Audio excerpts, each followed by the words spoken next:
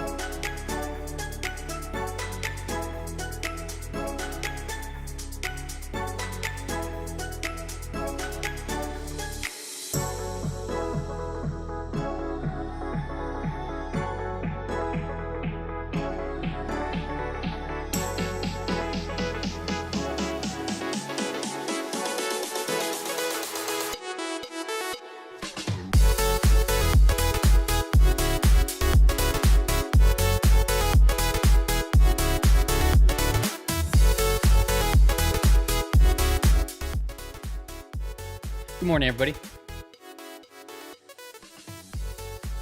Started here.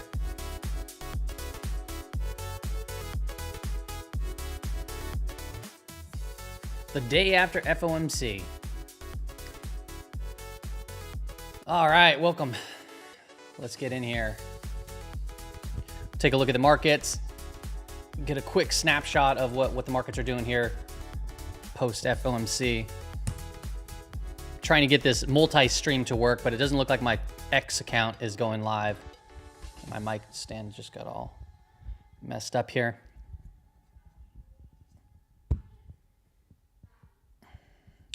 Okay.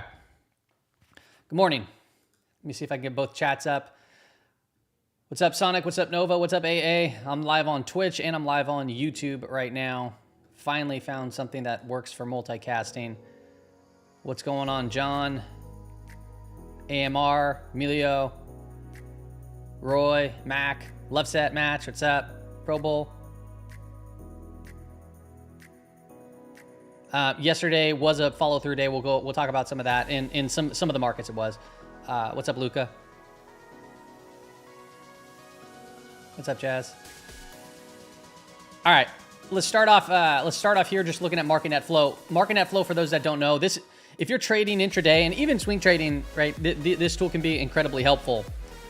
Market net flow right now has been rather bullish. We're getting a little bit of volatility right now in the markets, but overall, we've had the green line go above the red line, right? So good divergence. We've had convergence throughout a bulk of the trading day. And just recently, we started to kind of lose that convergence, which just tells us, hey, the SPY kind of started to stop moving with this flow, and you can get counter-trend rallies here. Kazakhstan issue new plans to compensate for pumping above quotas.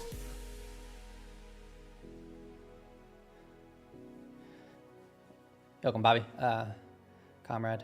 Morning, everybody. Okay, so it's rather bullish right now, but the market's kind of coming in a bit, right? We're rather unchanged. We're up 20 basis points right now in the SPY. We're going to talk about kind of where we stand in the overall markets here, but let's just kind of get a very quick glimpse of the markets. If you take a look at SPY, we saw a little bit of a come down, right? To this middle line right here is just where we closed yesterday. So if we're above the line, we're positive on the day. If we're below it, we're down. So the daily VWAP is above it. We are above it. So this is not horrible price action by any means. If you've been around for a while, you know that intraday on these little time frames, right? This is only a minute time frame, which I don't necessarily like trading off the minute time frame, but I do like seeing volume and stuff like that throughout here. Because you could be telling, like, look at this big volume strike, spark right here. So like, is this did just news just come in play? What just caused that? That's the largest volume spike that we've seen since open, actually. No idea. I did just hear something on the news, but okay. So besides the point, I don't like seeing these three little humps here, because a lot of the times when you see this intraday after a strong rally, you can get some breakdowns, or even if it goes down and you see these little lower highs, it's just not a pleasant look. I mean, look at Tesla, right? Tesla today just did that.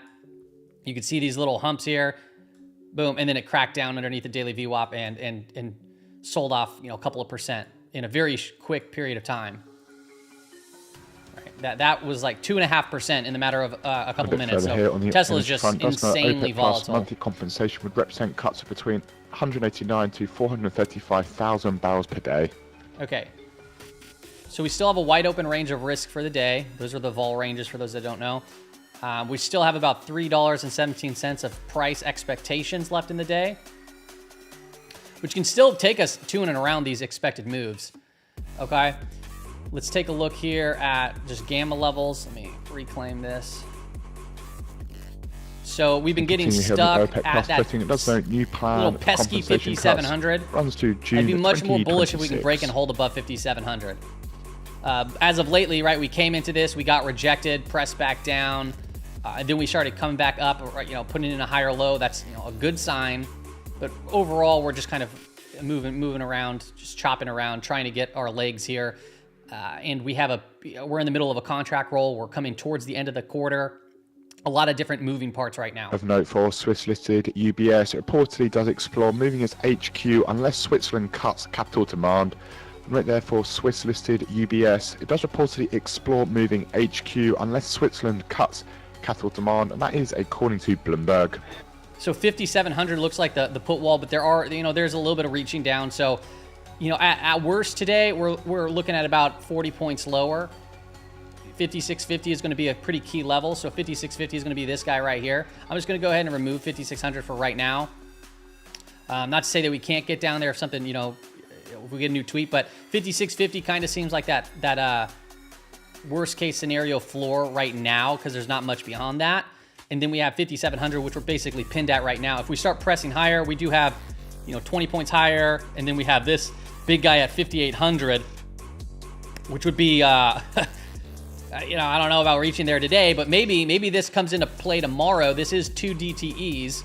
So maybe we get some sort of a push through 5,700, and all of a sudden we get some sort of trend A follow through come tomorrow. That would be a pretty bullish case. We're underneath the flip line, right? 5,840. So remember, buying begets buying. You can see quick moves to the upside. You can also see, like we've been seeing, quick moves to the downside, which, by the way, once again, for those that don't know, we've been in negative gamma now for 1, 2, 3, 4, 5, 6, 7, 8, 9, 10, 11, 12, 13, 14, 15, 16, 17, 18, 19. We're on our 20th day. We haven't been this long in negative gamma last time really since July to August 13. So if I pull that up, that was right over here, July, boom, to about August, right? So this little area here, and we started clawing back in and so forth. Another interesting thing that's been going on is looking at CTA is just massive short position. This is what's going to potentially fuel our next rally. The British guy keeps screaming in my ear. Yeah, that's the news feed. So the reason why I say this could fuel our next rally is because this is like maxed out short right here. And if we can kind of at least at minimum hold these areas in here, like if we can just base out and hold these CTAs and we start maybe breaking through 5,700, maybe that's what actually gets these guys to start turning around and becoming buyers. And that right there, we can have some, we can have just some explosive, that because somebody asked me earlier, where's the face ripping rally? It's gonna come when all of a sudden you have CTAs start to kind of hop on board with this. I mean, look at how much they were part of the selling, right? They're momentum sellers, right? They're algorithms. You don't overthink it, right? If price is selling off, they'll jump on board. If price is moving higher, they're going to jump on board, and they can extrapolate some of these moves that we've been seeing. So yeah, just massive short position here. Opposition and, that leader could be, does tell Reuters that could be fuel for the next melt-up, right? Or face ripper. Future presidential election. So we got to be open for that, but the Tame mayor will be it's not a guarantee. Even if he is arrested, but there will be another candidate if he cannot run legally. The Turkish opposition leader adds, we're going to have a lot of change in the structure of our gamma from running for president would boost coming here probably into next week and even next quarter. Erdogan does fear Keep in mind that we do have JPM collar that has been very helpful this year, this quarter. Europe should not engage in negotiations with Erdogan on security at expense of democracy and values. Opposition is ready to show strongest democratic reaction to possible trustee appointment in Istanbul and does urge order. Believes opposition candidate will win next election no matter who it is, and says his party will resist leaving Istanbul building if government does appoint trustee. Just some comments there from the Turkish opposition leader. So this is the JPM collar. We had short calls up here at 61.65. We broke out, right? These are the levels that we get towards what we got like basically at the end of the year, coming into this new year, right? And you can see we broke out. This was part of our whole kind of like idea behind whatever behind a potential bull trap. And, it played out, and it played out pretty extravagantly, if I do say so myself. And then we had the long puts over here, and this has been kind of acting like a floor, right? The collar comes all the way down here to 4,700. So coming towards the end of the month, we're going to get JPM's new positioning and kind of how they're structuring it out. We'll map those levels out, get an idea of, hey, if price comes up to the upper level, right? It doesn't always play out like this. Sometimes it goes above, people get super excited, but then it comes back in, pins around, breaks off, whatever the case is. But it's just important to kind of have an idea of where these levels stand. In simple terms, right? You can make these things incredibly complex, right? And just you can talk circles around people's ears. I try to keep it as most simplistic as possible. That's the way that I learn. So when I look at these things, if price is coming up into it, especially after a strong move, right? I think of it as an idea for potential resistance where you can have, here goes the jargon, some dynamic hedging take place, and it can kind of act as a ceiling. And then over here, you can act as a potential floor. As we had a strong move down, maybe price starts to base out, okay? And right now, right, because we're kind of breaking from both of these levels, if we look at net gamma, that 5,700 is where we're at. We've been struggling to kind of get through that. So if we can start breaking from that, 50 points higher would be that key idea level from a net gamma perspective, which is right at around here, okay? Right at around here. I think it's possible. I think it's possible. You would think that coming outside of the FOMC meeting that we're going to, that volatility is going to reduce, right? So let's pull up the VIX. I don't even know why I'm looking at the VIX. Let's look at VIX futures. All right. You would think that it would reduce, and today it actually started a little bit higher. Now it's kind of coming off a bit. Let's look at the product depth here. It's back into backwardation. You got your April below your May, below your June, and so forth, kind of going through the list. So, for a quick moment in time, this started to flatten out, and then go back into. I'm sorry. I'm confused here. I got backwards. This is in contango, so this is a good positive sign. My apologies. I got confused. So this is actually good to see. Sorry, you want April beneath May, beneath June, and so forth like this. Backwardation was like this. So we actually became like this, then we came back, and now it looks like it's kind of moving back in this realm. So what you don't want to see is April and May and June start to invert again and go into backwardation, because that just tells us that, hey, there's more fear right now. But I will say that from 19, I mean, it's pretty darn flat, right? It's pretty darn flat. There's not a big discrepancy here. So it'd be nice to see this thing kind of steepen out a bit. Okay.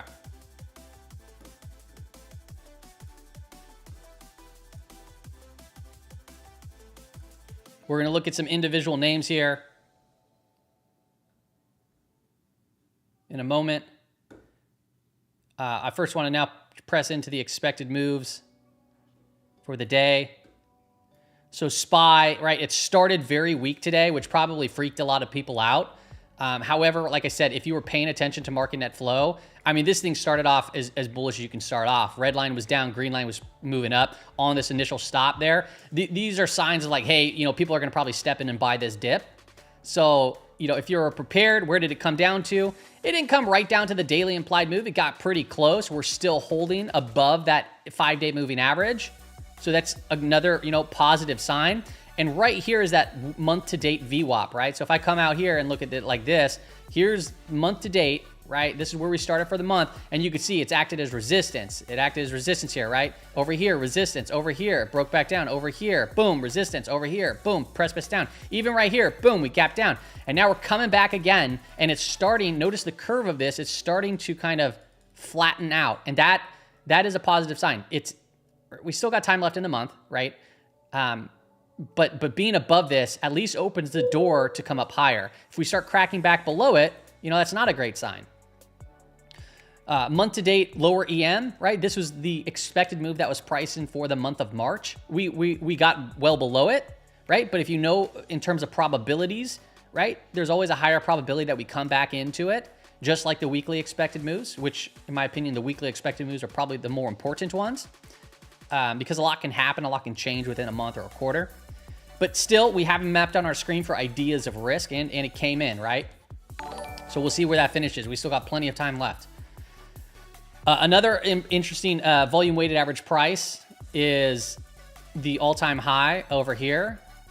And if I map that out, you can actually see that it acted as resistance here, and then we actually kind of handed it off right here at the start of the month. So the thought process here is the next level of resistance that, if we're right, if like we're going to get some sort of a, trend day tomorrow, or, maybe a release of all this pressure, open some sort of doors somewhere, and try to come for this like 5750 or 5800 tomorrow, next week, I don't really know, you know, up into this range, the next level of resistance is, you know, that puts us basically at the upper weekly expected move and then that all-time high VWAP. So, you know, what I would like to see, right, is obviously I'd like to see some strength and maybe just kind of doodle around, but then have the break higher, maybe even today, and then a press into this area. And if we can get that, you know, just be aware of the levels of resistance here, just like down here, right? If you go back to Monday's video,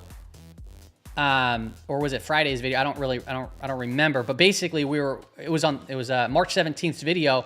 We said that one of the things that you want to watch for is for price, if it breaks down, you don't need to be scared, but we said basically like, hey, if it does break down, a lot of people will probably freak out, but what you'd want to see is something like that where it comes into the confluence of this 5-day moving average. It was actually also near and around this swing low VWAP right over here, okay, and so forth, and it really did that, and then it shot right back to the upper monthly. So as it stands right now, it's still very constructive in this current moment on these smaller time frame charts. It's just very volatile, okay? And you can see that here still because, I mean, to the end of the week, we're still looking at $6 of expected move, right? So, you know, pretty much anything could happen. All right, so that's a quick look at the SPY. I wanna now look into the follow-through days, which we'll probably talk about on a brief, maybe tonight. Okay, so the follow-through days, right? We were counting the days of the rally. Actually, I'm just gonna go into the daily chart of SPX over here. I think it's SPX like this. I think that's the symbol. Yeah. Okay.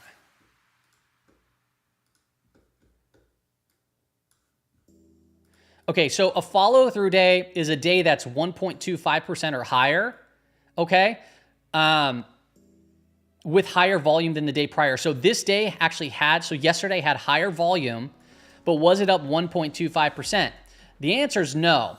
However, this is where it gets a little interesting, is in theory, technically, you can still count a follow-through day if it's 1% or higher, if it's in a kind of a less volatile market, okay? So some, you know, unorthodox maybe might say, hey, yeah, I'm gonna count this one as a follow-through day. Whatever, count it as a follow-through day. And the reason why I'd say I'd be totally fine with that, right, is because if you look at the Qs, let me get rid of these drawings. If you look at the Qs, here was the low. Day 1, day 2, day 3, this was more than 1.25%, and it had higher volume than the prior trading day. Boom.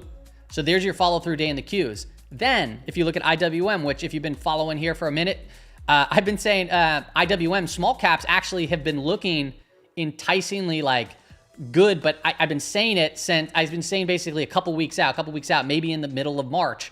Now, I didn't think it was going to do this perfectly, but now we're kind of coming in that time frame. We're in the middle of March, and it's holding that month-to-date VWAP.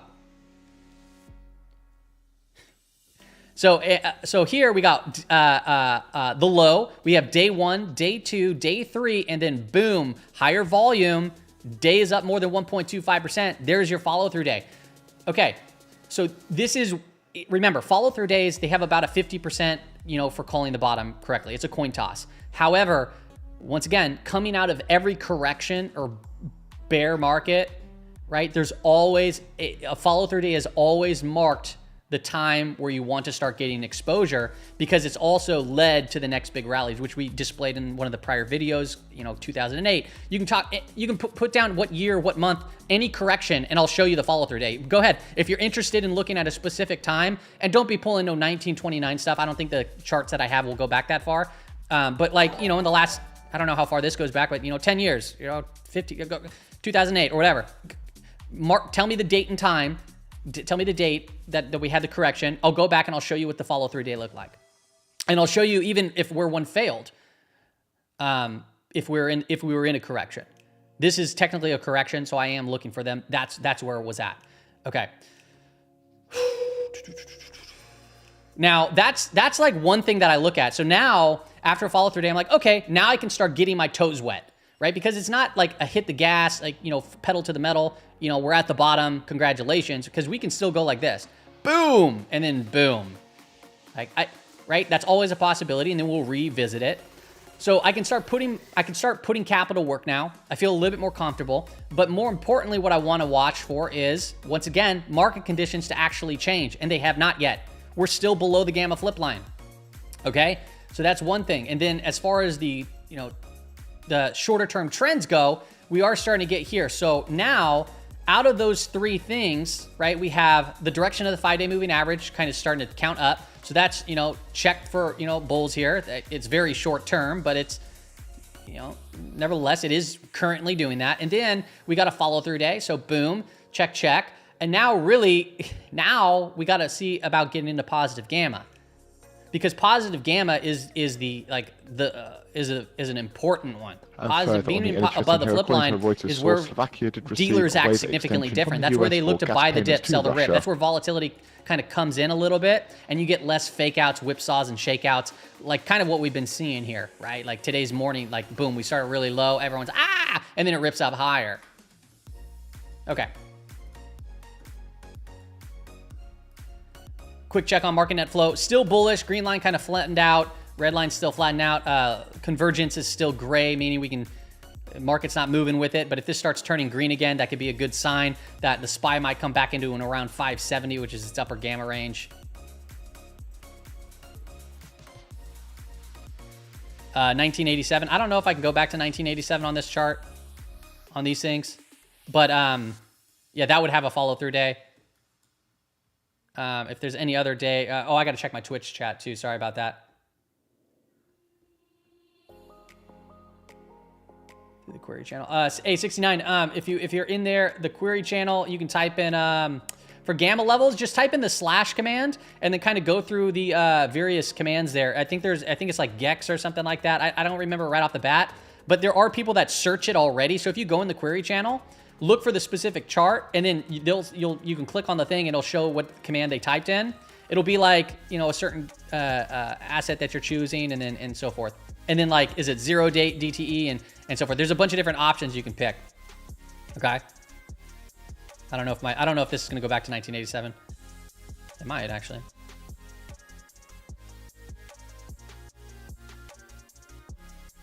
Yeah, sorry. This charting software doesn't go back to 1987. I'd have to pull it up on another system. I guess I can use Thinkorswim maybe.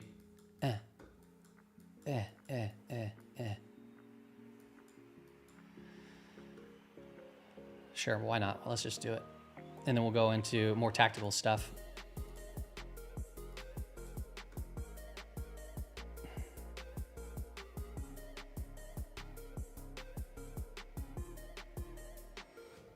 Does this not go back either? Sorry, no. This ain't bringing me back to 1987 too. Sorry, it's too far away. I'd have to use stock charts, and I'm not gonna pull that software up right now.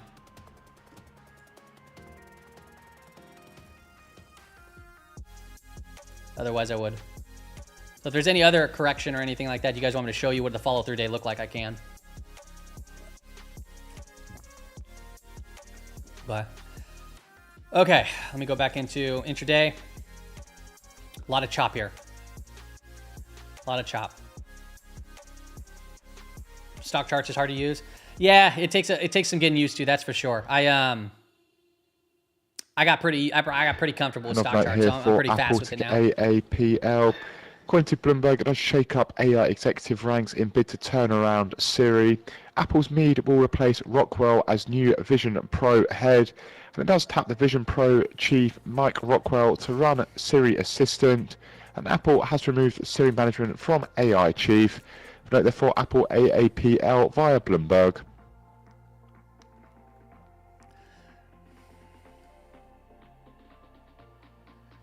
Here's a look at SPY on the daily time frame. It's kind of interesting. You can see the all-time high VWAP over here, right? And then the swing low VWAP. So you really want to hold this swing low VWAP, and it's kind of pressing in with this month to date. So if we, like I said, if we can get above that, yeah, watch for the test of these highs over here. The high VWAP, which is at 577. That would be kind of on my side, my radar. And then you can see we're still here just battling it out with the month to date. Just battling it.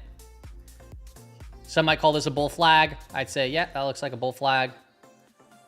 Let's bring back the drawings. I never updated everybody on because I was in the Discord and I was having a funny I was laughing and stuff because I started in this volatility. I was like, you know what, I'll do one of these prop firms. Limon, Convenas do suspend oil pumping due to explosive attacks. And basically, like, prop firms are funny because they have all these rules and stuff, and like I broke one of the rules or whatever, and I was like, because you can't like trade higher than 50%, and I left a trade on, and it went way into my favor, so I had to, like, it went up like 18 grand. It was ridiculously, it was pretty funny. Well, it didn't go up that high, and then it went up to like 9,000 or something like that, and then I had to trade it down to 4,500, but instead of going down, it went up higher. So then I had to lose from 18,000 down to 4,500 for the day one, and then I had to, like, for the next 4 days, I had to get back to 9,000. It's pretty funny, but I got the pro account, so now I'm in a pro account. So we'll see how that goes. I'm not much of a fan because the pro account, there's all these kind of rules and stipulations. Yeah, yesterday was a follow-through day, Sebastian, but not in not necessarily, not the orthodox way of the S&P 500, but the Qs and the IWM did. So we can technically, in theory, kind of count SPY as a follow-through day to give us, you know, say, hey, you know, we can potentially put in a little bit of capital to work. But yeah, so I was filling out my accounts for this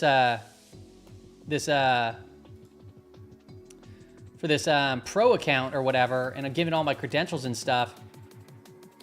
And I think I typed something in wrong, so now I'm trying to work with them back to, like, hey, like, how do I fix this so I can actually trade the account now? But yeah, we'll see how that goes. You're welcome, FJ.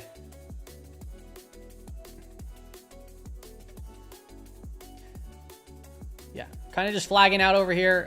Very volatile, man. This thing is moving everywhere. What is going on here? Got some news coming out or something?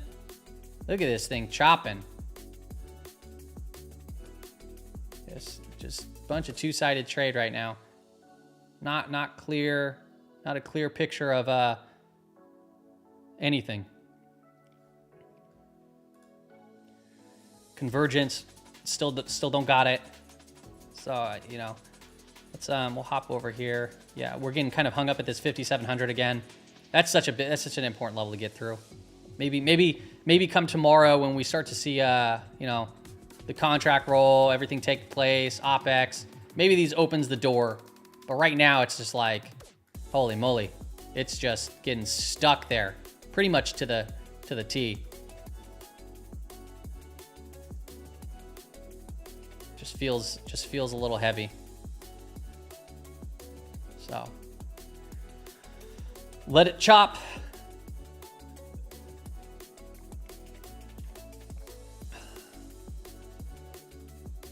Test. Okay, cool. My stream's still there. Target. Yeah, we'll pull up some individual names now. Kind of let this play out. This looks just. I hate seeing these things. I hate it. Especially when you see the faster kind of pivots down.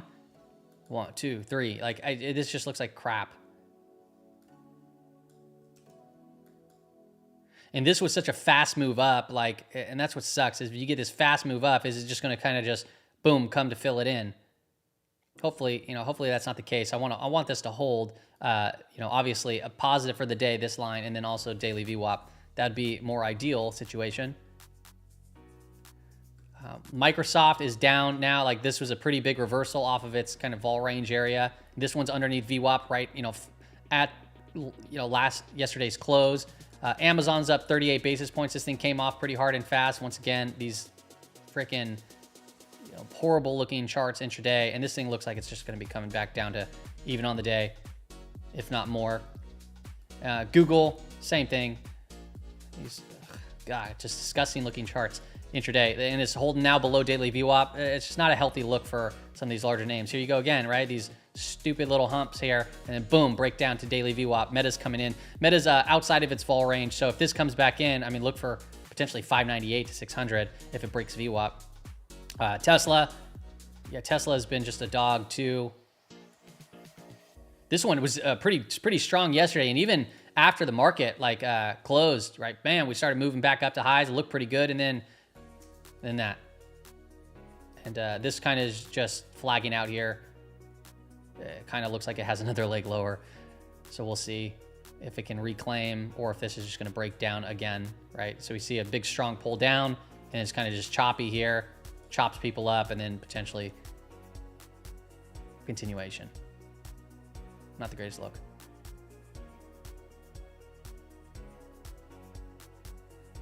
Every time you enter the market, yeah, it's this is a pretty choppy market, so just be aware of that.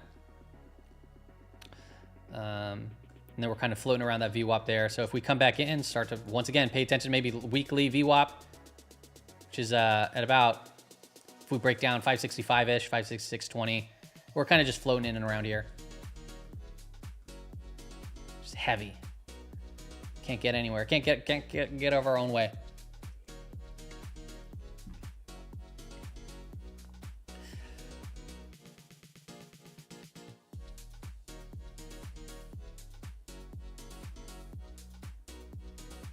All right, so somebody had mentioned Target.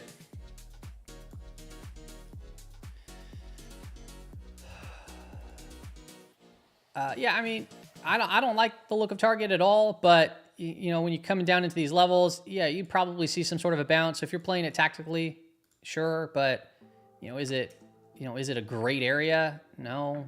I mean, if you enter now, yeah, your stop would probably be under the low of last week or this week.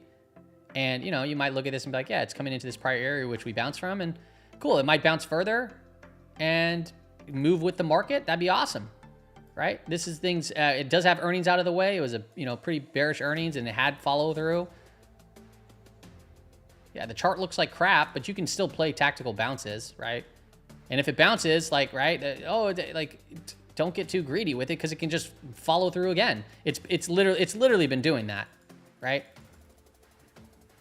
Big gap down, right? Follow through. Oh, yeah, boom, right? Big gap move down, boom, boom. Right, big gap down over here on earnings. Boom, we started moving back. Yeah, boom, fall right back down. So, yeah, are we going to potentially see one of these pullbacks in a downtrend? Yeah, probably.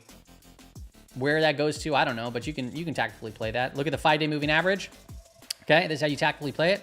Okay, we saw a big, strong move right here. Am I going to enter right here? Nah. What I would say is if it can pull back in and this thing starts to turn around, and then maybe we see strength after that pullback, maybe you can do an early entry, kind of buy over here with a stop under this low or this low, and or just be patient and see if it actually can crack through. Right? Not after the strong move like this, but if it can, you know, tighten up and then crack through like that, while this turns around, then maybe something, right? So that's kind of how I would approach Target.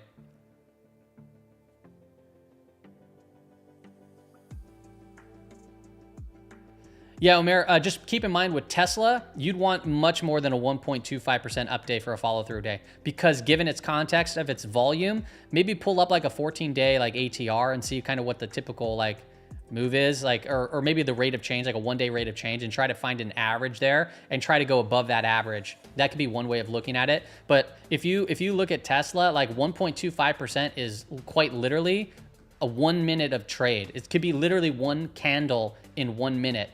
Right, this little candle right here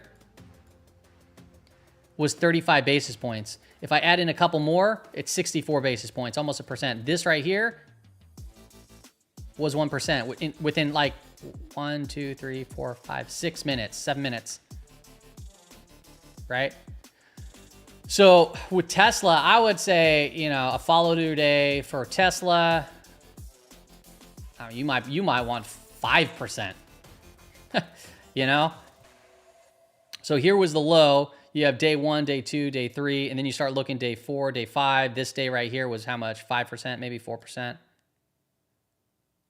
4.76, which wasn't even that big of a day. So maybe this could be your follow-through day here because it did have higher volume than the prior trading day, right? So that'd be one way of looking at it. So that's a decent sign. still say with the amount of volatility in here, I would prefer to see, you know, a bigger day. What's an $11 move? What's like a $10 or $11 move? Yeah, it's about 5%, almost about 5%.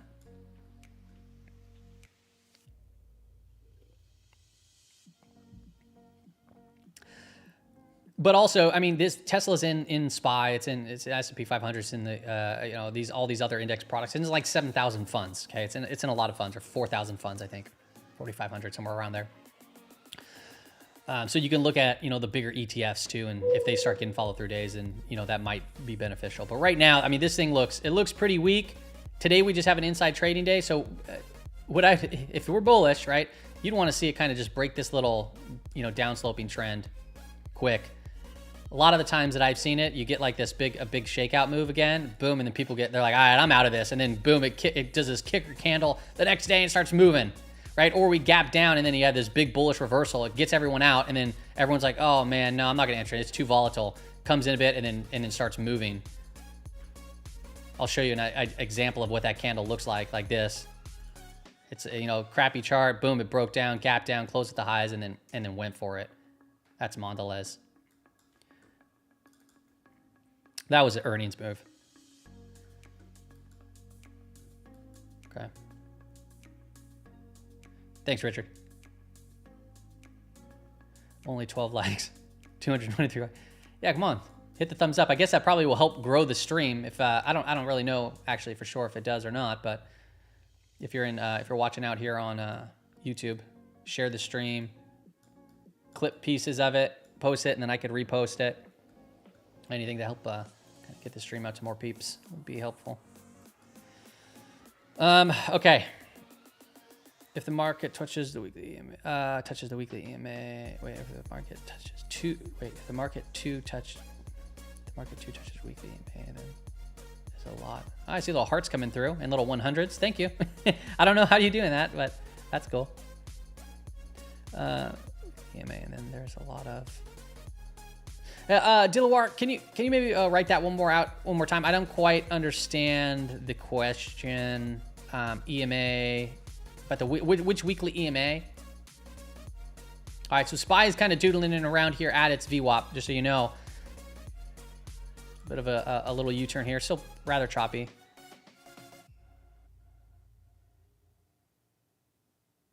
FinTwit is going nuts with TSLL. Are they really? Well, I wish it would stop. I wish it would just back off of it and then get scared out, and then we could see this thing run. But if everyone's so pumped up for like that, you know, it's all retail, like whatever. I get it, right? I mean, it came off so hard and fast. Things are frothy, but that doesn't mean that it can't give a little bit more of a shakeout, a little bit more of a shimmy before trying to get going. And I think we're on the cusp of that. I think we're on the cusp of seeing some of these things make a comeback. But I don't think it's going to be an easy hold. I don't think it's going to be like I think it's going to be a bunking Bronco, right? I don't think it's going to be like an easy hold.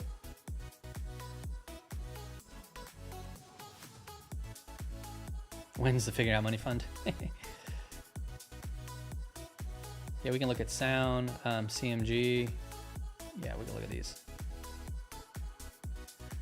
AMD.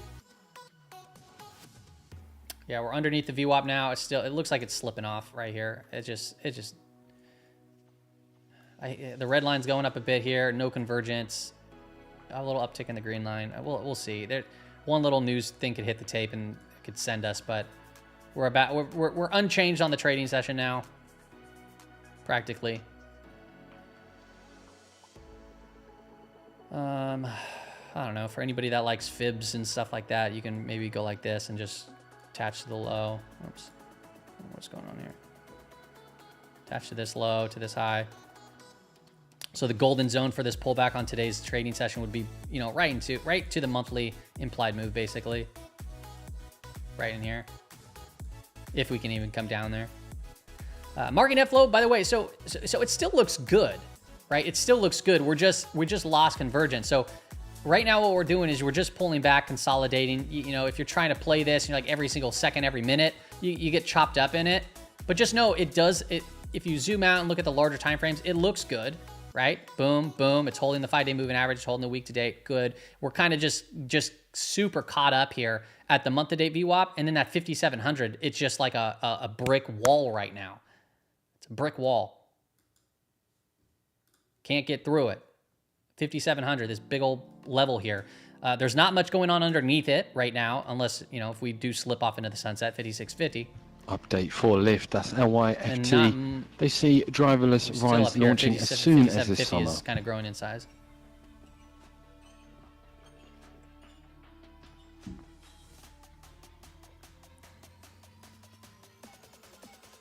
Okay, somebody see yours.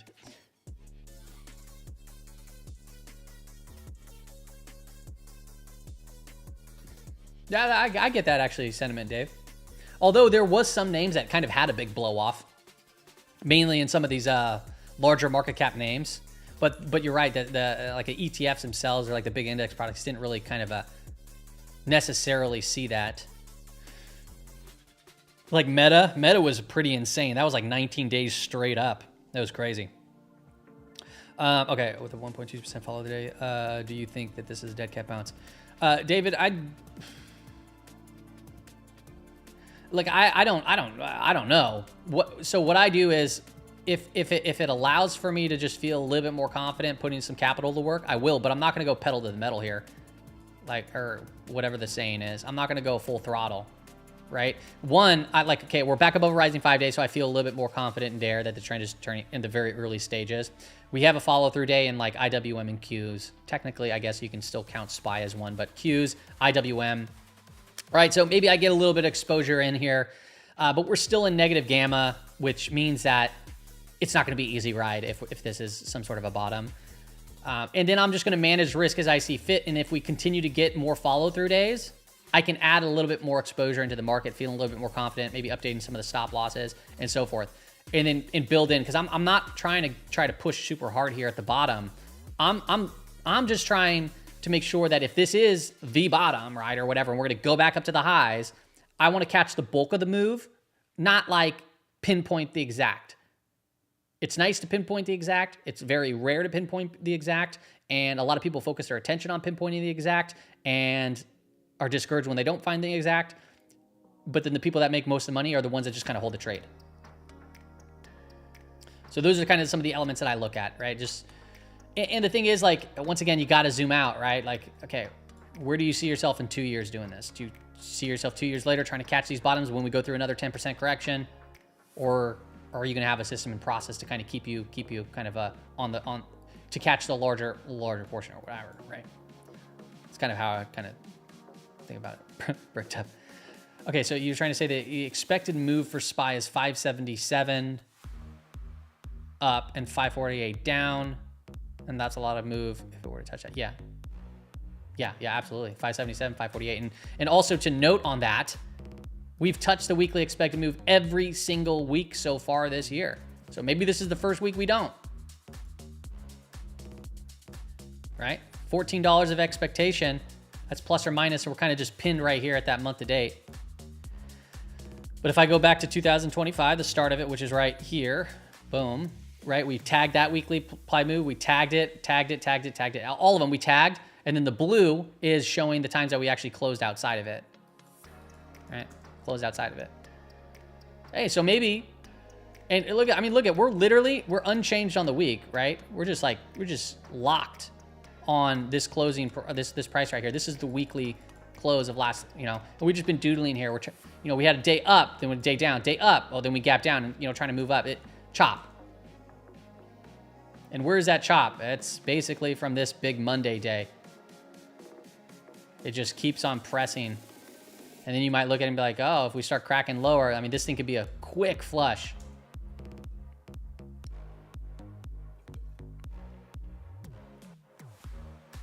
And maybe that's the case. Maybe that's the thing. We get a quick flush. People are like, yeah, this is getting very bad. I'm out. And then all of a sudden we can start to find some momentum. But once again, there's a lot of things also in the Bulls' favor right now if they can turn up, right? So what are those things? Okay, one thing, which is not like huge, but SPX seasonality, right? Which, by the way, you know, today is a little bit of a down day. This thing is like following to a T. But if it is following to a T, that means we still technically kind of, you can put in another low here, which means that we break this low in the next, I don't know, how many days is this? I don't know. We're coming towards the low of the seasonality portion. However, if you look at NASDAQ seasonality, and the only reason I'm showing this is because it's been matching so well. But NASDAQ seasonality, I mean, shoot, we found the low pretty much on the day. And then look at, we went up, but we went down, we went up, we went down, and we go up a little bit, right? So it's tracking pretty well here. So that's one thing. We got seasonality potentially on our side here. Cool, whatever. Then we also have the potential for CTAs to start really stepping up here in the near future. And that's why I think it could be pretty volatile, okay? Then we got our follow-through day. We're above a rising 5-day. So there are things that are taking place. But once again, I think it's going to be one of those bucking Broncos. Just be aware, right? It's gonna probably, if we're going to get the move, it's not going to probably be an easy hold. Right? It's just not going to be easy.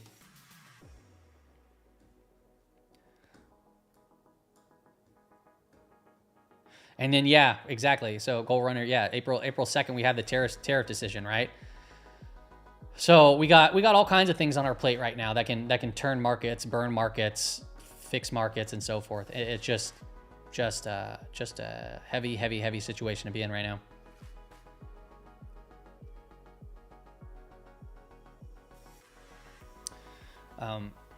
So oil up. Yeah, if oil's going higher today, that's not necessarily a great sign for the markets. All right, so oil, let's see here. Yeah, that came into its vol range today. So getting a little bit of reprieve here. And, you know, sometimes if oil starts moving higher, this is a good leading indicator of 10-year yield. So 10-year yield started down on the day, right? And now it's kind of coming back a little bit, right? I had a TLT position, and I took the bulk of it off on today's move. That thing gapped up it was up over 1%. That thing was a big move. If you actually look, that started like outside of its vol range. Sometimes that's a good thing, but in the case of bonds, I'm just takes them off.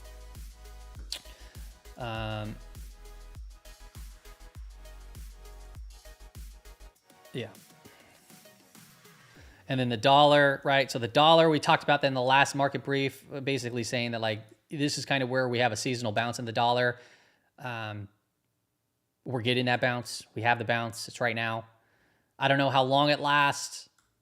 We'll look at seasonality once again for the dollar, kind of how long it lasts. It lasted for, you know, a little while. It was a pretty good rally.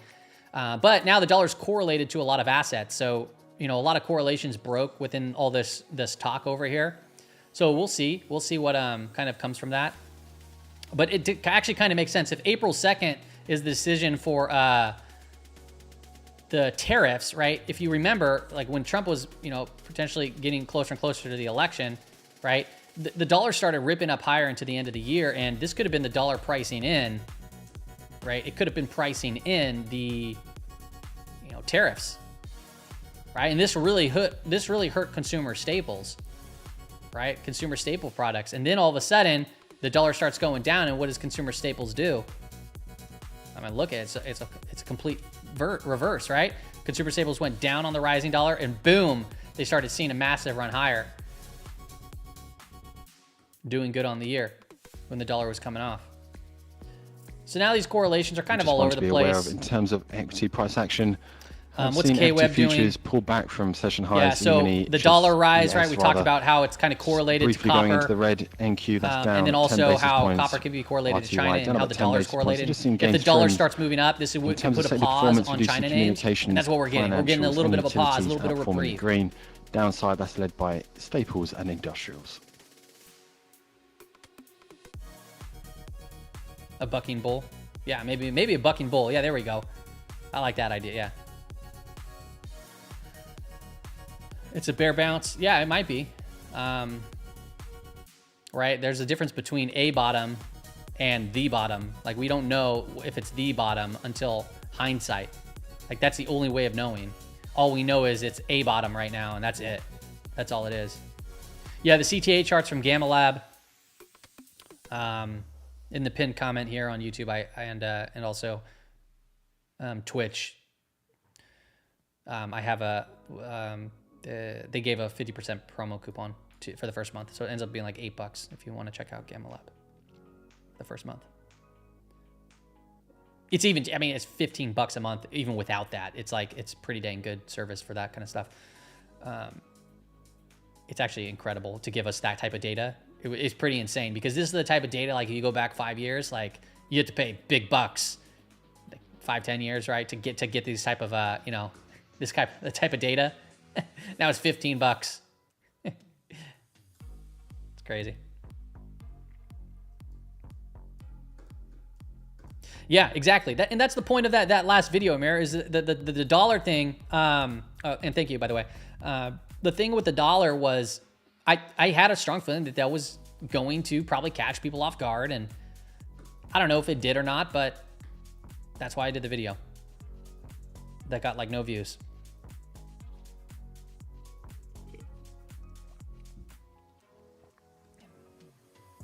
All right, so SPY is coming back in here to the lower monthly implied move. That's also that, you know, 50% golden zone retracement from today's price action. Market net flow still bearish over here. Or, well, sorry, it's bullish, but no convergence. So you can get these counter trend rallies.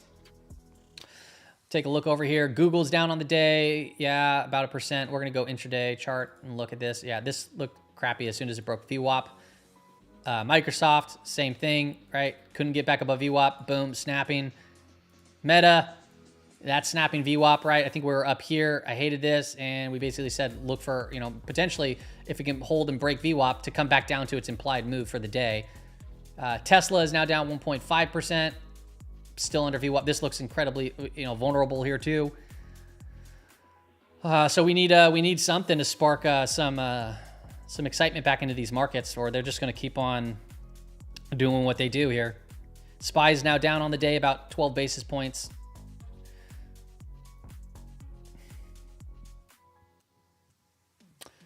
I'm sorry, that's ARK. I'm like, what is going on here? There's SPY. I was like, what's up with the volume here? There we go.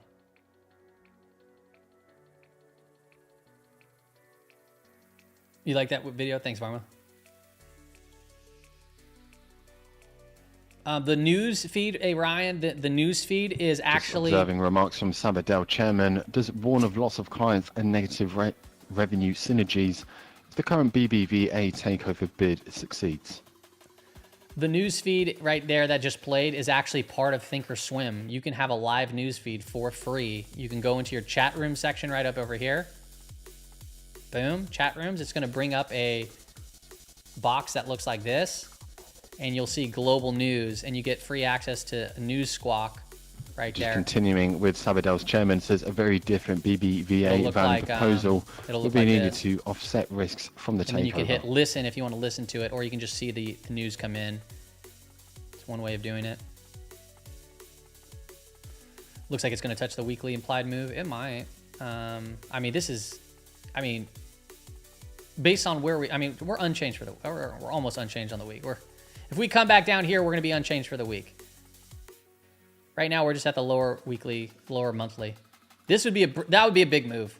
Coming down to this lower weekly implied move, that'd be pretty darn big. Actually, that'd be astronomical for that to happen. Just seeing some figures here from right now, right, we have one more trading day left. Liquids production, that's at 184 and it's looking at about tons. I mean, we still have about $3 of expectations here in the market, but $6.46. I mean, we're talking. And in terms of capex, like that's a lot more than $6.46 away. So that would be a big scare come tomorrow if we actually slipped off into the lower weekly implied move tomorrow. That'd be a pretty big one. From a weekly perspective, you know, all good. Daily perspective, that would be 2 standard deviation move, if not more. Right? We'll see where we close, but so if we come up to the upper weekly, that's a lot more within expectations actually. Right? Just maybe if we close, like imagine if we just kind of snap back and we come back up in here, right? I would just think that like based off expectations, we're still kind of in the ballpark of kind of coming up to the upper weekly, given the context of the follow through day, the direction of the 5-day moving average and so forth. But it's just hard to put on a trade right now One to be high wary of. confidence. For ExxonMobil in the Baytown, Texas complex, Even if you don't they have report confidence, it's just like it's going to be a issue, small, resulting in it's flaring got its to be fire small. community alert.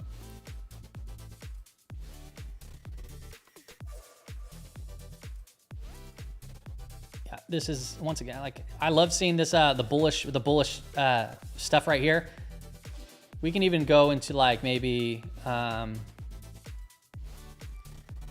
let's look at the last 5 days and see if like this is kind of changing up. Yeah, I mean, this is good to see. I mean, look at the last 5 days, right? So we have market net flow for the last 5 days upticking. The green is kind of, drowning out here. It's just we're seeing a lot of volatility through this. So, I mean, this is, good to see too.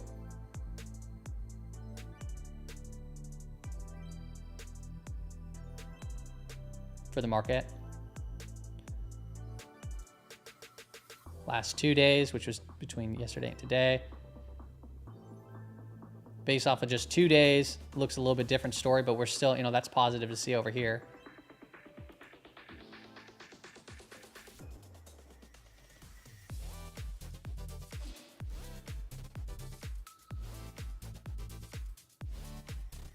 There we go.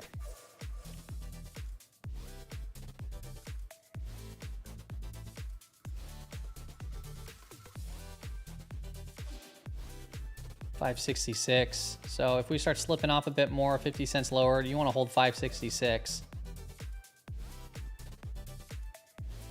which we actually kind of came in and tagged that. So, a slip under $5.66 is not that great. That's 50 cents lower. And you can see that we're just literally we come up to 5,700 and we get rejected. We come up to 5,700, we get rejected. If we slip off further here, if we look at the SPX chart, watch for 5650. There's nothing that I would really feel like pressing buttons on right now today.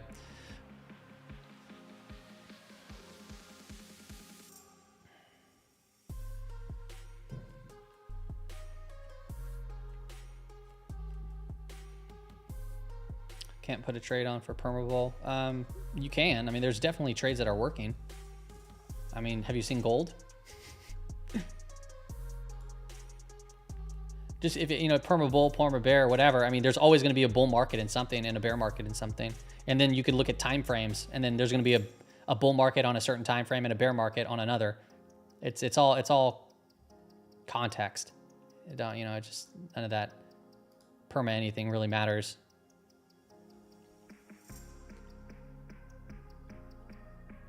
Unless if you're losing money, then it matters to you.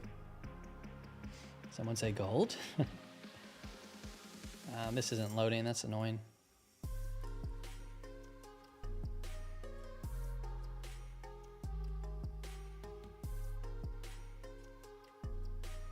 Yeah, Joe, I'm kind of with you on that one.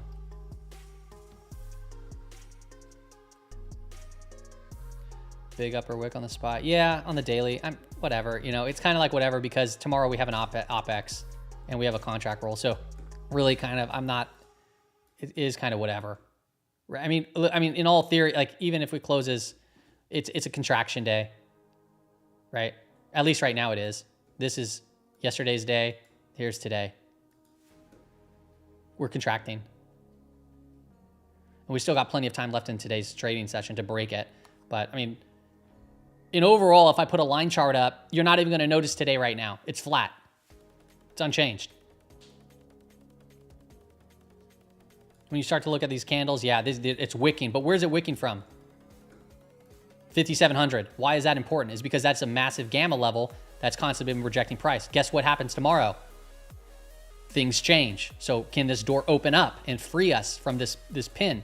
Or can it extrapolate and start pushing us further down? We're going to see what happens. Tomorrow into next week is going to be pretty important to keep an eye on all this structure. But like I said, there's a lot of good things that can happen, even if we get shakeouts. Like I said, these CTAs, you don't want to fight them, especially when they come in full force. There's no reason to.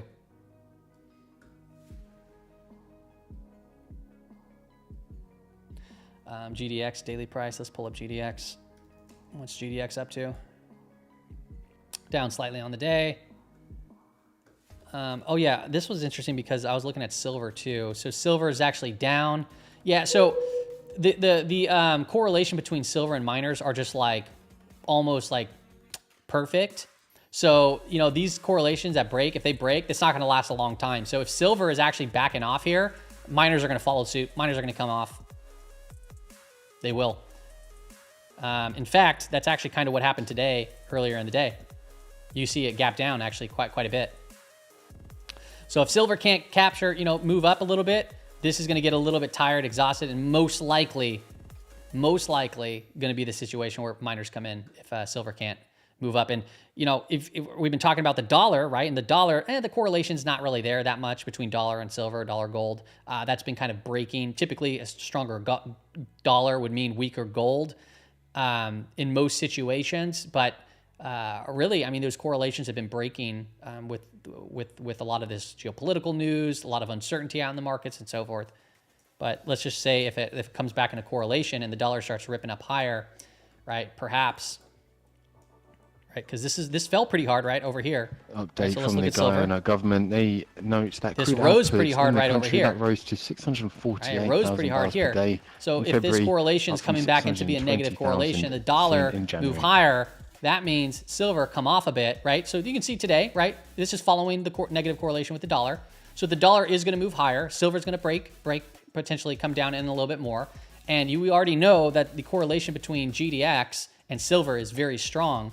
So there's a high probability here of miners taking a little bit of a breather. And you compare that with the strong move that it already had. At minimum, seeing a digestion or, you know, seeing it, you know, do this for a while makes sense.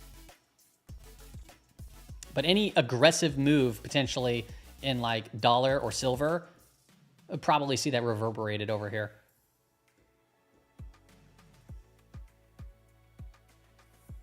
Top in the submarine. Oh, you mean the pineapple under the sea? I'm not ready to do that. I mean, we're flat on the day. We're still holding that 560. What was it? What was the level that I said? 566 or something like that? Yeah, 566. See this big green bar over here? This can repel price. If price is above it, it can repel price up.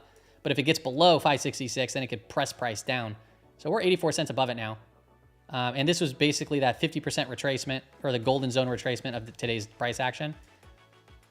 It's still, I mean, still, I'm not gonna enter into it.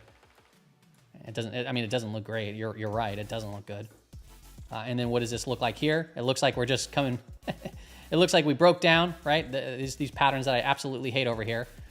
Broke down, holding below daily VWAP, and we're right there, basically unchanged on the day. So at minimum, if I'm bullish, I'd want to see this reclaim. In about 10 minutes time, we are. Which it doesn't look like it will right now. But if it does, I want to see it reclaim, and then on top of that, I want to see market net flow. A press conference. I want this to start turning back up and go green, and this to start moving up, and this start to flatten out again. And then I want to see SPY boom right back up to 570. Get ready to take out 5,700. That would be the bullish case.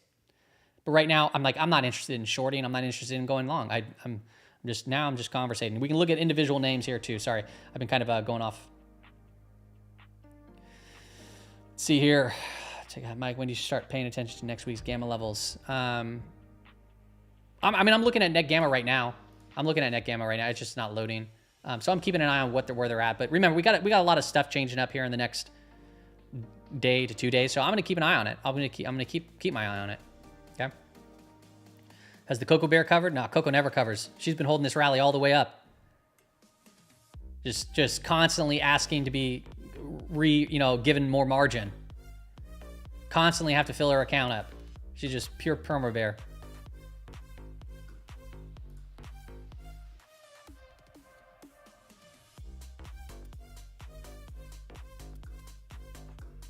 OPEX tomorrow. I think MM's market makers want to burn the puts.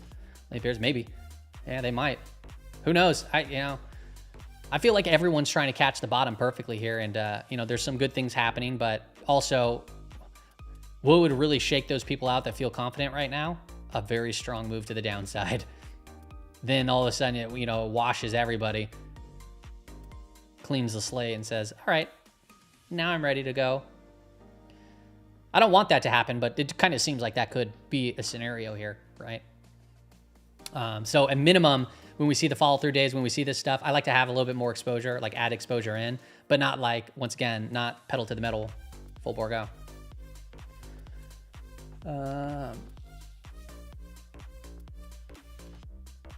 No, the eyeball range is not available for thinkers. It's not available to anybody.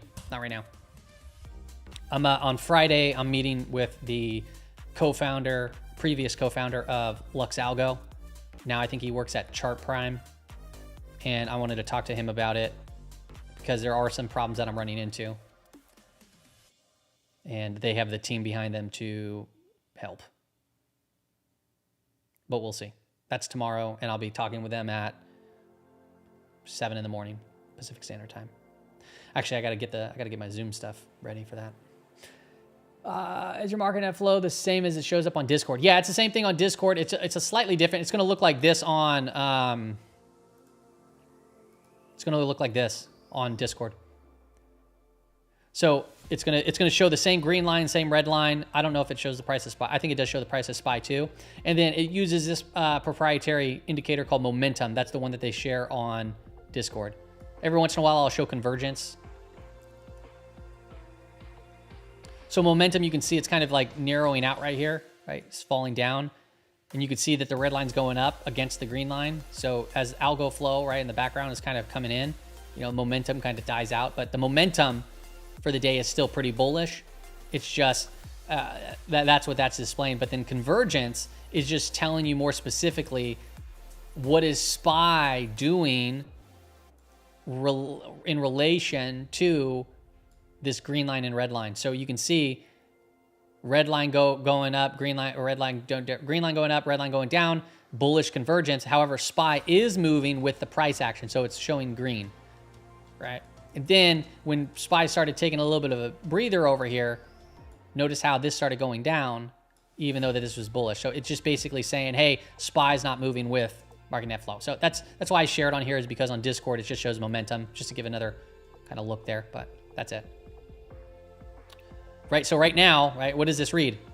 You see the red line's been going up. That's bearish, right? That's not good. Red line been going up, no convergence, meaning SPY's not moving with it, so you can get flushes. You can get pressed down or counter trend moves, and that's kind of what we've been seeing here.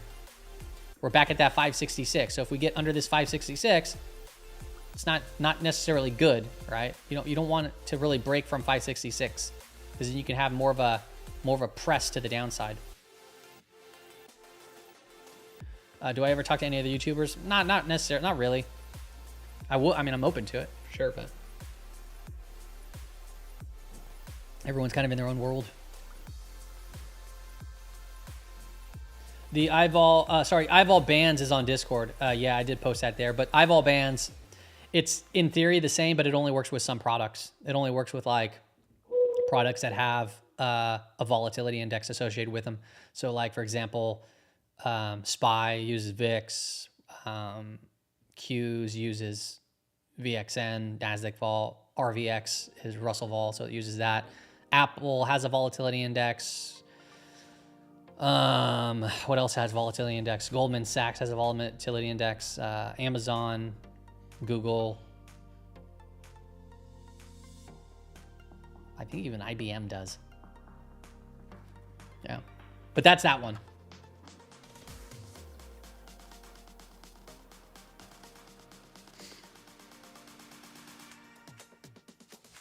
The one that I have now created, it's pretty spot on to all of those, but it can use it on any asset. Any asset. All right, Meta. Almost came back to this little range here. So if anybody played that short, cool. It's pretty good. Pretty good. I'm gonna look through.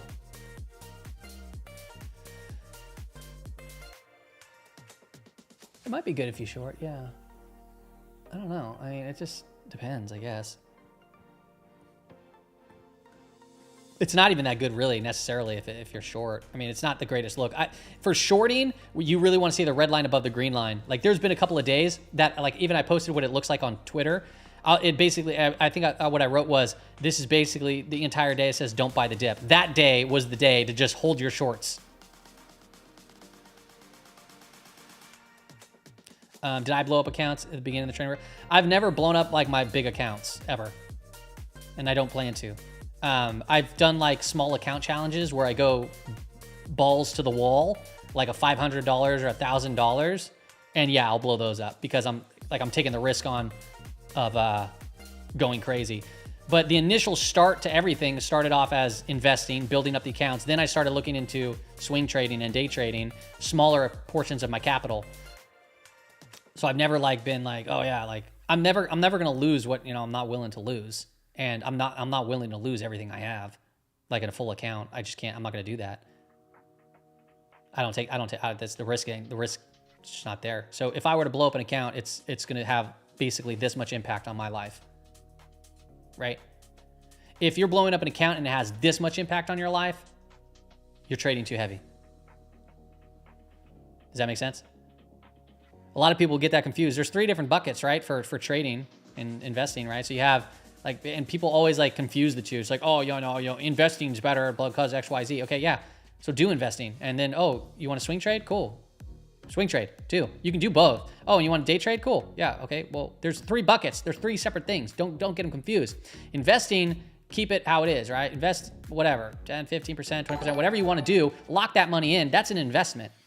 Swing trading, your net worth, like you don't really want to go more than 10% of your net worth, or maybe in swing trading, maybe you can press it a little bit higher in some cases. And then day trading, I mean, really, you don't want to really be messing with more than 5% of your overall capital because of the success rate in day trading. If that's all you do, it's pretty low.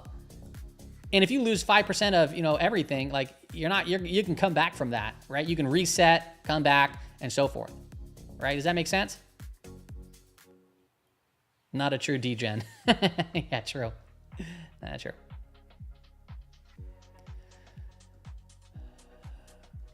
The short squeeze is coming, Lisa. It could be here. It could be around the corner. It's just not going to be an easy. The thing with the short squeeze is here's what's going to happen. Here's what's going to happen. Okay. The short squeeze is going to come probably, and if you are not in it, you are going to miss it. So the unfortunate thing here is that means you have to deal with pain. And then all of a sudden we get some crazy news over the weekend or overnight, and you just gaps and you're like, oh, I'm gonna see if it pulls back, and it just goes like this. And just leaves you in the dust. That's how it's always, like, the big moves have always been like that. It's just frustrating. When that comes, if that comes, I don't know. But that's the problem, is if you want to start building a huge position now, you might have to deal with some pain. And if you deal with pain and the short squeeze is from here, but then it rips up to here, that's a big short squeeze, but you entered here too big. So you got to be very meticulous on these type of things. Just seeing a text release from BOC's. Macklem says Bank of Canada needs to set policy that minimizes the risk of errors. That means being less forward-looking than normal, but it may also mean acting quickly when things crystallize. We need to be flexible and adaptable. Given the high degree of uncertainty about the base case, our focus is less on best monetary policy for a specific economic outlook. Macklem reiterates that there can be no doubt about the bank's commitment to low inflation. Says monetary policy must prevent initial direct price increases from spreading. We need to make sure a tariff problem does not become an inflation problem. Macklem says the more inflationary the impact of tariffs, the more monetary policy needs to focus on anchoring inflation expectations. Macklem adds, there remain too many unknowns about tariffs to predict what happens next. Says the Canadian economy managed a soft landing. Unfortunately, we are not going to stay on the tarmac for long. On US tariffs, says they could put downward pressure on Canadian energy prices and reduce profitability of producers. Lastly, Macklem says there can be no question about our sovereignty or our border. JFAR, it comes down to just uncertainty in the market, and then also there's been a lot of news, and then but on top of that, we're in negative gamma, so you're going to see these big moves, pre-market, post-market, during the day. It's just it's just a product of being in a high volatile environment. You get a lot more fake outs, whipsaws. I mean, today's big move, like this thing got completely reverted. And a lot of people probably saw this coming, to be quite honest. It's just, this is volatility. It's two-sided trade. Yeah, there are a couple of DJs in the Discord. He said goal runner. There's actually, so there's one person, I don't think he talks there at all, but reached out to me and he was telling me kind of his story. It's pretty wild, man. It's pretty wild. Like turning $1,000 into 500K and then going back down to losing it and then turning another $1,000 into like over 100K and then going back down. I was like, holy heck, I couldn't do that. That money would be spent. But I get it. This happens. Like that's what, you know, you get these big runs and you press. And eventually, like if you don't manage the risk or change risk, you know, this kind of stuff happens. So hope that, you know, he'll figure it out. I mean, shoot, dude, if you can take that, if you can turn it into that much, oh my gosh. Holy moly. I'm not going to mention any names. I'm not going to mention any names. He's not really that active in there. Yeah, I'm not going to mention. But, yeah, I had a conversation with him yesterday. He reached out on Patreon. And I was like, yeah, I can't, because I can't give like specific like trade advice on specific trades. I can just kind of say my like idea of what it looks like and how like I approach things. So that's why I have to typically ignore any sort of question regarding a specific trade or ask you questions to kind of lead you to understand, you know, where risk is and such. That's what I'm saying. If I had a small account challenge and I turned $1,000, first off, if I turned $1,000 into $5,000, I'm probably pulling that money out and spending it regardless. Next on the US schedule at the top of the hour in under. Just imagine the mental minutes capacity to be able to take it. For the US is to sell 18 billion of 10-year tips. In terms of the prior 10-year tips auction history, for the tail we saw 0.8 basis points tail. Sorry about Sixth auction average, that's 1.7 basis point. High yield, that was 2.243% last time. Oh, that's bringing that totally average fine. up I'm to trying to remember. 1.984%. For bid to cover, that was 2.48 times average. I don't think you were necessarily dealer take, that was 10. I think maybe it was just like a delayed bid. thing or something. Average Thank you for the is super around chat. You didn't need to do that, 10.8%. Shanks. Directs, they took 23.3%. I didn't find it to be a rude comment or anything like that. 19.5%. And lastly, indirects, they took about I think CBOE was updated and there was another one that wasn't. Average is about 69.7%. Thanks for the super chat. But I think we're now, I got it mixed up this morning, actually. I said it was backwardation, and I think it was contango, and I was like, wait a second. Am I reading this right here? Let's look at product depth right now. But yeah, so there is a subtle backwardation right now. It was actually not gone this morning. So that's why I was saying it's kind of flat, which tells us like it's not that great, right? But earlier this morning, it was like this. So it's just so quick. It moves quick.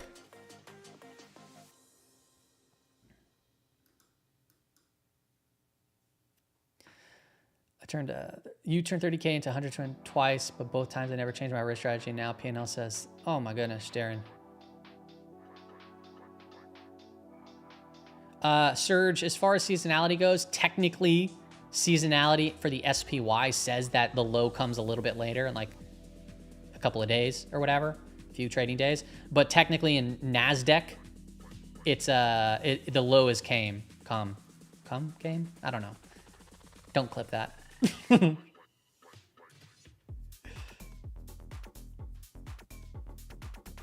NDX. So you can see NDX. This was the low for NDX based off of the seasonality. So far, I turned 2 million into 300K. Come on. All right, I'll tell you guys how to make $1 million bucks, probably pretty simply. This is a little trick that most people don't know. First, do your research, right? Learn the charts, learn the basic stuff. And if you actually go into the options chain, this is probably the easiest trade ever to make $1 million bucks. If you go into the options trade,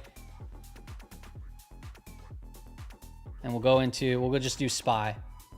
You come out here probably about 40 days, okay? You go about 40 days. And you just kind of okay, so notice here that here we're in the money, okay? So if you want to make a quick million, what you do is you go into the option chain, go about 43 days. This is pretty much the easiest trade I know of. And if you come up a little bit and you just kind of, first and foremost, to get funded, you got to go get $2 million from like family, from the bank, whatever you can do. And then just kind of pick something and kind of just hope that it goes up. And if it doesn't, which it typically, just because it'll go against you about 50%, you'll turn that 2 million into 1 million. You make, there you go. There's your million. All right. It's the easiest way to make a million.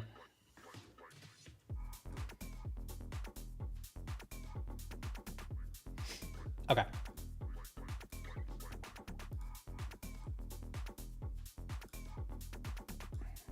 Oh my gosh.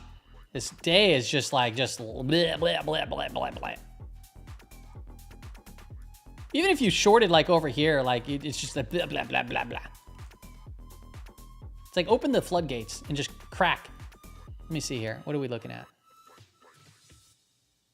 Hmm. 566. Yeah, we're kind of pinned at that 566. So you want to get back above 566 quick. Because right now it's open, the door is open to press lower. So we're in a very precarious spot here. So what does that look like? I'll draw it out. You can see even the price action is right there at 566. You see why it's important to know gamma levels?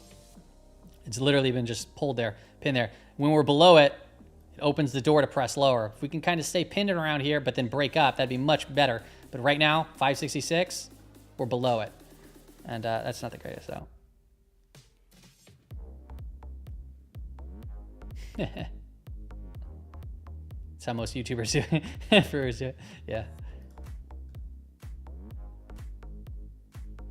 Why do I I don't dislike options. I don't dislike options at all. I think they're a great tool for a risk. I think that they're misused by a lot of people.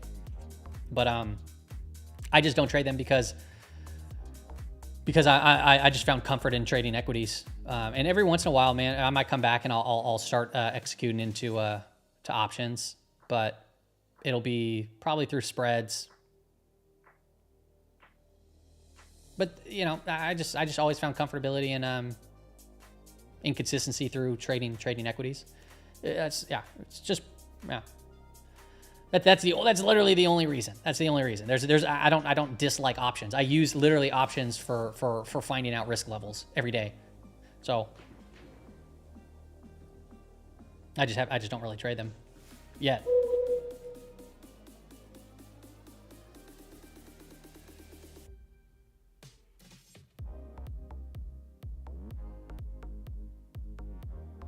Yeah, I can do cash secured puts, cover calls. I just really haven't. I do swing trade some stuff in my retirement account.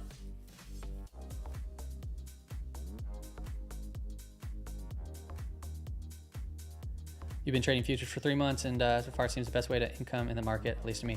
Yeah, so futures trading is pretty wild. Like, it's pretty cool. Like, so first and foremost, like a lot of people, all right, we're still at that 566, so it's good that we're here, but we want to hold above it. Yeah, so I'll go TLT in a second here. Yeah, futures, it's a great mechanism for, like, you got to really kind of understand, obviously, the value, the ticks, contract rolls, and all that good stuff when it comes to just seeing the when issued for the 10-year tips. That's about 1.93%. The leverage behind them, the notional value behind them.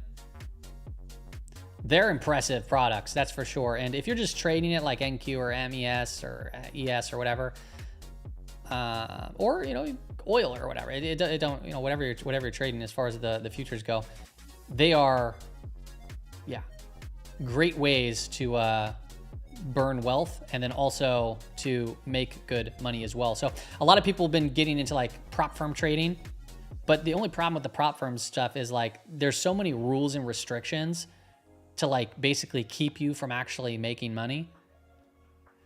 So if you can fund like a small account, to an extent, a small account, right?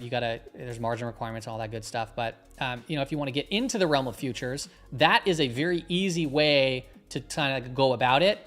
And you can use like Tradeovate on one of these prop firms and then kind of like learn the ropes for a very small cost, even if it's a sim account, whatever. If you can build up a sim account, maybe they push you to live and you can take profits out, like, and learn within their rules, right? Or whatever. But it's at least a good way to kind of familiarize yourself with it before saying, hey, I'm going to put $20,000 here into this, or 10,000, or whatever the case is, 500, I don't know, you know, whatever you're putting into it, and then just going and pressing a button and pressing it twice, and then all of a sudden you're like, whoa, where did my money go? It evaporated, or it 10x, right? Who knows? Futures are leveraged. Yeah, they're leveraged products. It's like options. Options are leveraged. A high yield of 1.935%, so that's a tail of 0.5 basis points on all the 10-year profitable in futures. tips. Nice, yeah. Bid to cover 2.35 I just started a. times. I've tried a bunch of little prop firms out, and one of them denied payouts, 23.22%, which was like because I broke one of the rules, and then another shut my account off because I broke. Once again, I didn't even realize that it was a rule. It was so like, and I was like, oh my gosh. Those results so to the prior auction history, I got to do a better job reading the rules. 1.935%. That leaves us with a tail but the one that I'm 0.5 doing right basis now, points. I'm kind of tail vibing with it. I kind of like it. So I'm gonna give it a shot and then see if we go from there and see if I like it. But I spent 5 days on it. On the tail front, past the funded, and now I'm in a pro. That falls to 2.35 from 2.48. Okay. Well, I'm in a pro account now, but I filled out some of the paperwork incorrectly, so I'm waiting to hear back from the team to fix that for me. Directs 23.22%. I wonder if I can actually slightly trade it right now. beneath the prior 23.34%, but remains above the 6 auction average of 19.5%. And lastly, indirect take 67.4%, slightly up from the prior 66.5%, but beneath the average of 69.69%.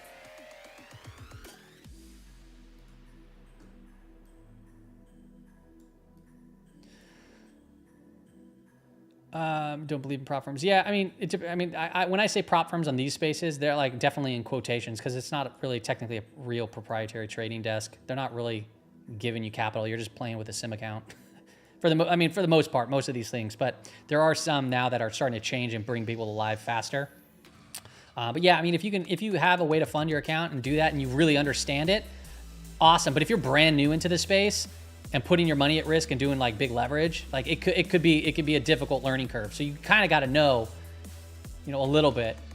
And for $50, you can kind of learn it pretty quickly, or whatever, 100, but whatever the funded account is trading for.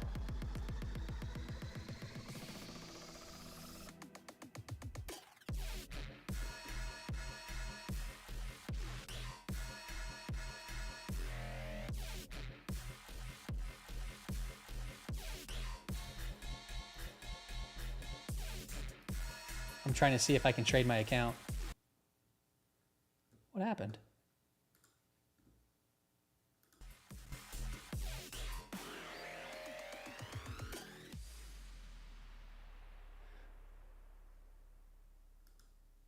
Oh, yeah. Oh, wait a second. Oh, yeah, I do have access to my account.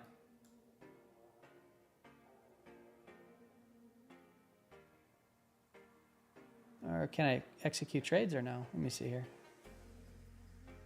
See if I just execute a trade. I'm just going to put one in. All right, we'll just execute in. I just executed a trade into this account just to see if it works. It looks like it's working. Okay. But I didn't type in like my stuff correctly, so I don't know if it's going to count. I guess we'll see. Whatever.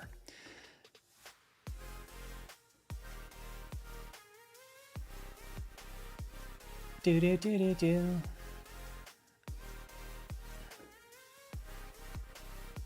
What incentivizes you to do the prop firm account? If you don't mind, it incentivizes me? Nothing really. I guess the only incentive is I can like not really put my own capital at risk, and I could just start an account and just play around with it and kind of learn it a little bit better and see if it works for me, and maybe extract some out. That's literally it.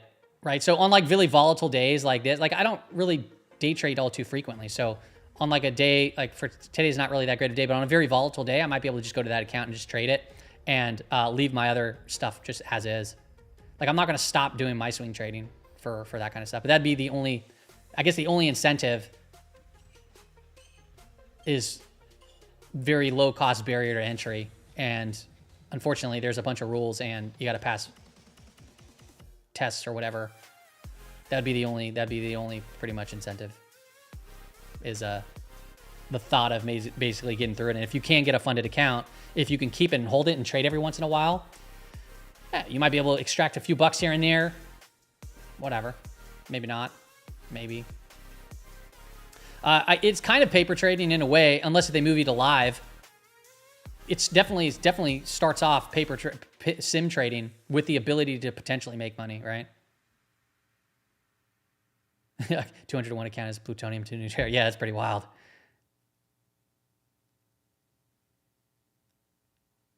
Do you buy this dip? Yeah, TLT. Yeah, we can explain prop trading a little bit. TLT. Yeah, so for me, I was interested. For me, I really like corn. Who remembers that meme? That was everywhere. So for TLT, for me, I traded it over here. Or wait a second. No, I traded it over here. And today I took a big portion off. I got pretty heavy on TLT and I took it off. I mean, it was up over 1% on intraday basis. I think it still looks good. It might need to take a little bit of a breather, consolidate a bit, but this is a pretty big move intraday and now it's coming in. So overall, right, we were consolidating, right? Markets moved between expansion, contraction. We contracted, boom, we saw a nice big pop, boom, to the upside. Cool. Now it's coming back in, almost flat on the day. This is actually interesting to see how much TLT is actually coming off today. It's a pretty wild day here. And we're still floating here at about that 56.20, that lower monthly implied move. Market net flow, the green line started to pick up, red line's still been picking up. This has been the pressure to the market right here. Cumulative net premiums for puts going up. This is starting to lose convergence, so that's positive. If this can go up, this can flatline, this can turn green. Let's freaking rock and roll. But right now, as it stands, we're flat on the trading session for SPY. We're the S&P 500. Tesla's coming up to around flat on the trading session here too today. And we're coming back up to and around daily VWAP. So, you know, is this just another one of these pops and drops, pop and drop? Or are we actually trying to do something now? I mean, right now, I don't know. Nice, Daniel. That's killer. So prop trading, Robbo.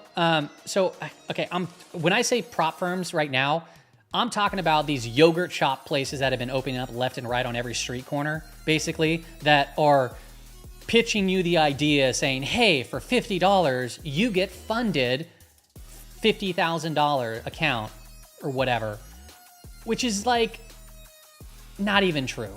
Because if you lose $1,000, your account gets frozen or whatever the rules are, right? Everyone's rules are different. In short, these prop firm quote unquotes that I'm mentioning is, you know, you can pay a little fee, see if you can pass their test. Their test is not like a questionnaire test. You go into a sim account, you know, you access Trade Evade, and then you trade to try to reach that goal. Like say if the goal is to reach $3,000, you got to trade for a certain amount of days or a certain amount of time or whatever, a certain amount of like consistency, whatever the rules are, and reach that goal. When you reach that goal, they move you into the ability now where you can make money trading from a sim account. And then if you show consistent trading from the sim account and you actually make and extract money, they may bump you up to a live account where you will trade from a pro account, whatever place that might be. So that's what that is. A real proprietary trading desk, they're not going to just let any schmo off the street and say, hey, here's $50. Can I have access to $50,000 in capital? No, they're going to probably put you through the damn... First off, you probably got to prove to them that you can show consistency, even if it's like for a month to 6 months. To be quite honest, I bet you that if somebody came out and just said, and they're going to like trade $100 account, but they do micro trading and they showed consistency with it for 6 months, I bet you that's better probably than most of the people that apply to these proprietary desks. And if whatever reason, if you apply or intern there, because typically you got to go through some internship before they even give you money, then you got to go through their meet. They put you through the hell in a handbasket because it is very difficult to trade at the highest level. It's not like, hey, I'm here and I'm trading. No, it's like you're there and you are grinding it out, and you are working with some of the great minds that can do this from a very, very large scale, right? and access real money, not fake money, right? Like we're talking hundreds of millions of dollars at some of these firms that have assets under management, and they allow you to access some of it. Like Trillium, right? Trillium, SMB Capital is like, I'm pretty sure that they have a couple hundred millions under management, and traders there. There's a couple other names. I'm drawing blanks on some of these real proprietary trading desks, real ones, right? Those you're not going to get access to but I will say that you can get access to them if you really don't know much about anything. You say, hey, I'm interested in doing this, and you have the aptitude, and you apply an intern, and you go through the ringer, and hey, maybe potentially you do get access to it, and you can trade side by side with traders that actually do rake in 7 figures on a consistent basis. The only way that I'm doing 7 figures on a consistent basis is if I have capital like that and access to a team, and I'm there 24/7, basically. I cannot take that type of risk on with my account. You know what I'm saying? All right, so came up to daily VWAP and break even on the trading session, kind of pulling back in again. Let's take a look over here at the options flow. Still not green. Quite literally just chopping. Yeah, so technically, yeah, it'd be more beneficial to just be on a sim account versus going to live. Because really, if you go to a live account, what's the point of even being with that prop firm? Or quote-unquote prop firm, you know what I'm saying? If you're trading a sim account and you're making money from it, and then all of a sudden they move you to a live account, it's like, okay, well, just give me all my money. I'm just going to go do my own thing, you know?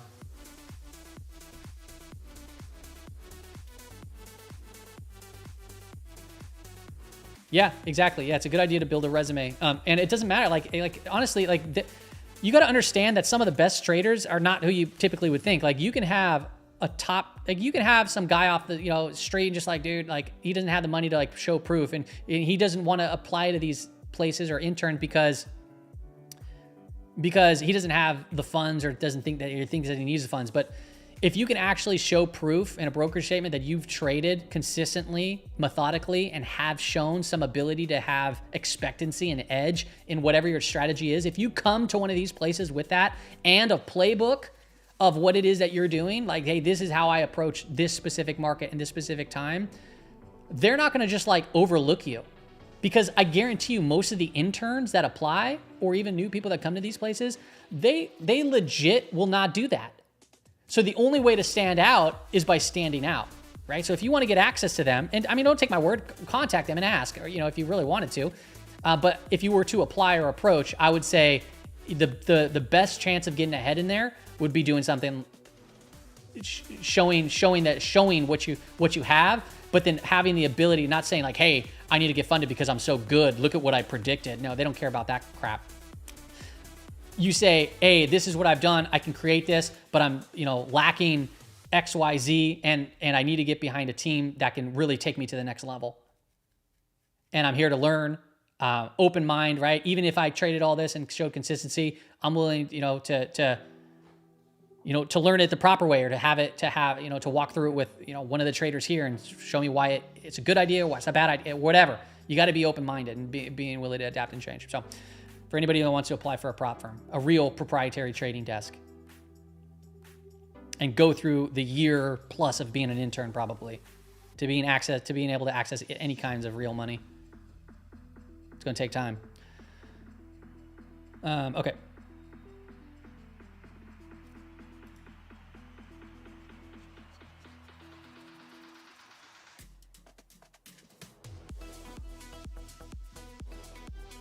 Let's go back to Twitch. Goal runner.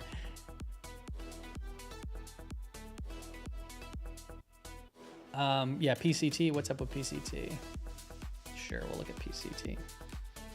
PCT, yeah, just floating sideways. Doesn't look the greatest right here. Still no position for me. Maybe we start seeing strength get back above this year to date, and this starts to kind of turn back around. I'd be more open to it. This got my radar over here when what's his name invested into it, Druckenmiller. But it's just product of the current market volatility. Now I'm just, like I said, I'm interested in taking a longer term position here. A small amount, nothing crazy. A amount where I don't even need to look at it and I don't really care what happens. Unless if it 10x's, then I'll be happy. But yeah, PCT is just floppy jalopy right now. SPY down 15 basis points on the day, just chopping. Still nothing. Not a good read here on SPY or Qs or anything. Just not the day. Going into OPEX, contract roll. Look at, we came up to daily VWAP, bam, rejected. Congratulations.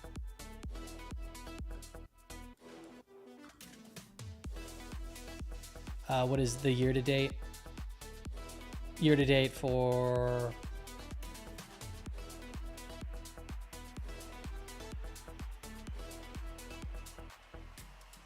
percents over dollars. Yeah, yeah, exactly. You got to focus on the percents. It's a great point.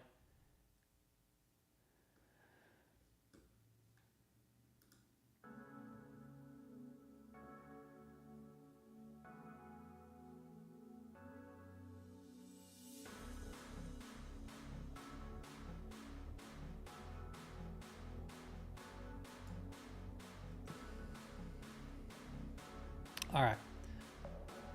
Take a quick break. Market ain't doing anything still. Wide open range. Let's see if volatility's come off at all. Yeah, volatility's come off a little bit, but we're just chopping around. Still getting hung up at that 5,700. Let's see if anything changed from a 0-date level. If this can update for me, that would be great. It did. 5,700 and then 5,650 is still down there, which is 19 points lower. So if we slip off into the sunset, 5,650 is the level to watch. 5,650.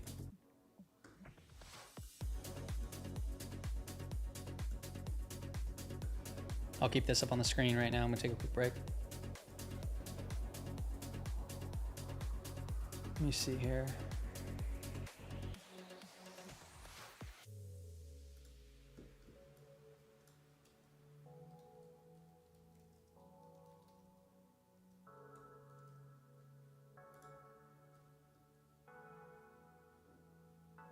Nice, Shanks.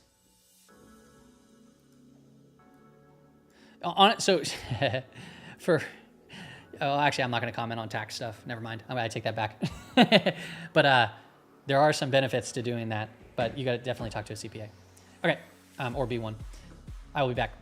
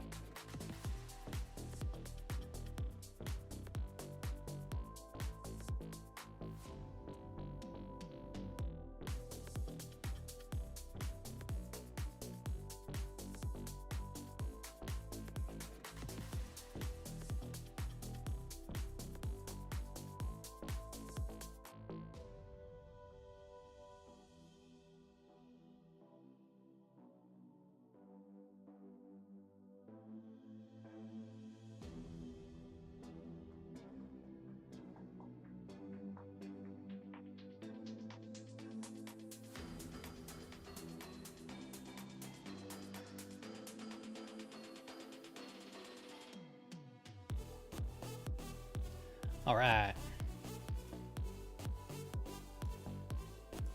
All right.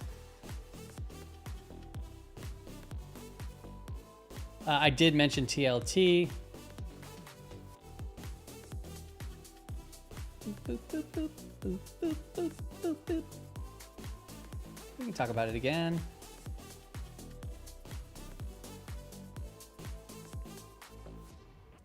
SPY's coming off a little bit here.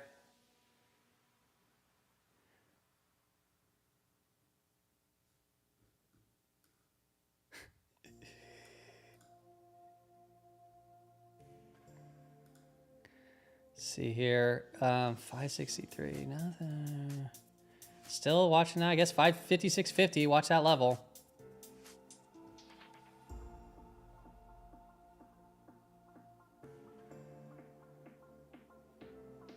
Feels like it wants to come down there. Let's see if it's growing here in size. 56.50 is right here. I don't know, we'll see if it can reach it. It's only 11 points away. And market net flow is still not all too bad, actually, to be honest. And it's starting to lose convergence here, so... Is this updated? Yeah, I don't know. This actually might be pretty decent. There's a little... We might see a little snap back, actually. Net flow is... This is from TradyTix. So I'm on the TradyTix stuff. And then if you're in the Discord, you can actually pull this chart up too in the query channel. It's not, it doesn't show convergence, it shows momentum. So it'll look like this. Just a different indicator. The main thing is looking at the lines. But I show this one because it's a little bit, it's helpful. I think, yeah, so as of right now, I would imagine that we can see, whoa. What's going on here? There's all kinds of messery over here. Let me see if I can get this updated. But yeah, the idea would be 56.50 to, you know, maybe undercut it, bounce around, and potentially find some support from. Because that's where kind of traders are focused right now. The GEX chart tells me where some traders are focused in at. So it helps to identify some key levels of potential support and potential resistance. We're close. We're close. I'm gonna watch for this here. I'm also, yeah, look at this, kind of aggressive and some volume behind it too.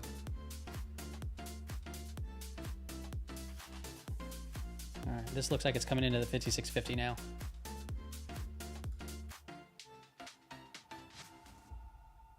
I'm interested in seeing the tick chart too. We just got a minus, this is a pretty extensive reading here on a tick chart as well. It's over minus 1,000. It's actually been down there now for a couple of minutes. So if we bounce, it's going to be probably close to and around this 56.50. We'll see. Just careful. Like don't be fast to engage. Be patient for this 56.50. And then see kind of what price does here. This is pretty aggressive.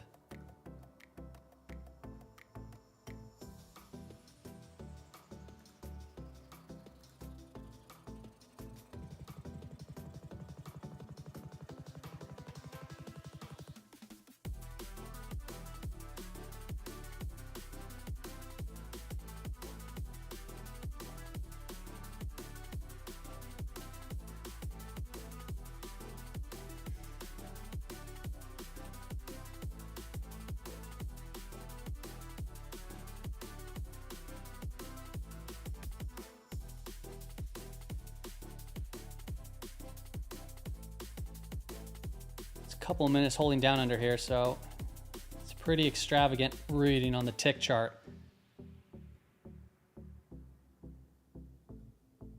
Come on, make a little bit more of a push here. A little bit more of a push.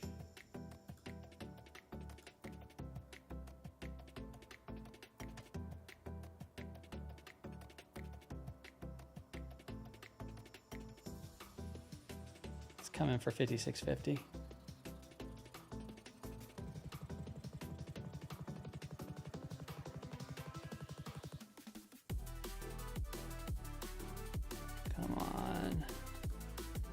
go.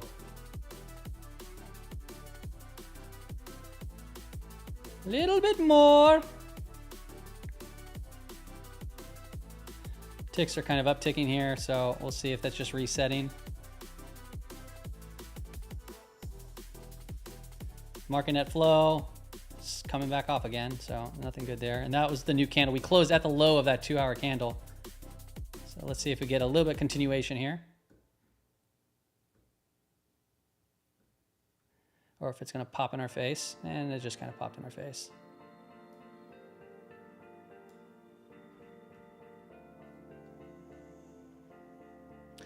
I wish it would have just kind of cut right through it. The tick chart gave us some insight that it would bounce, but unfortunately, I kind of wanted that 56.50, and now it could just set up for a reset.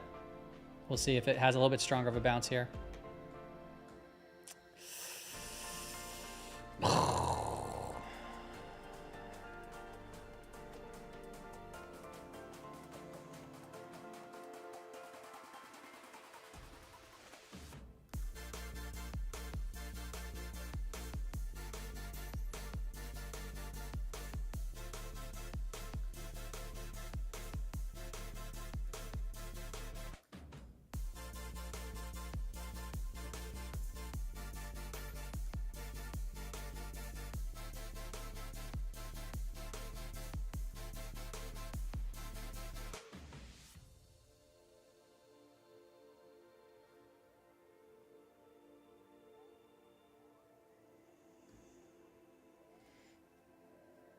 I wanted to execute.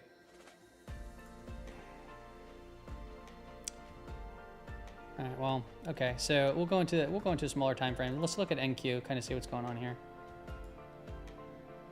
Oops, that's not what I wanted.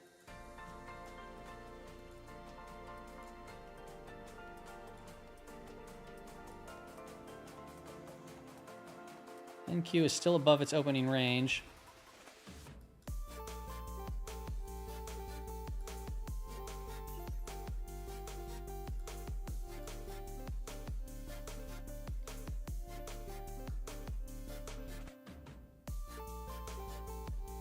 I didn't hear any news for that.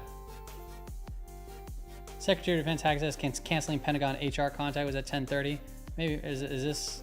I don't know if that would really be it, but all right. Well, it is what it is.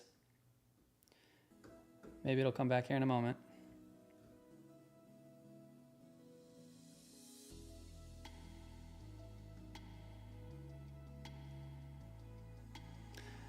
So for those that don't understand what I'm trying to look for, I was hoping to see, because it depends on how it gets down to these levels. And if we had that strong of a move, right? That strong of a move, to me, like that's what I want to see into a key level. Unfortunately, if it starts bouncing from there, before there, and then it resets itself and comes back down, like to me, that's like, okay, well, now I have to consider a potential different type of trade.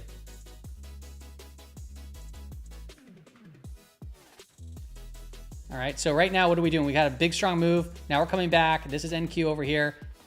Are we going to reclaim this, area and then start heading higher? Maybe.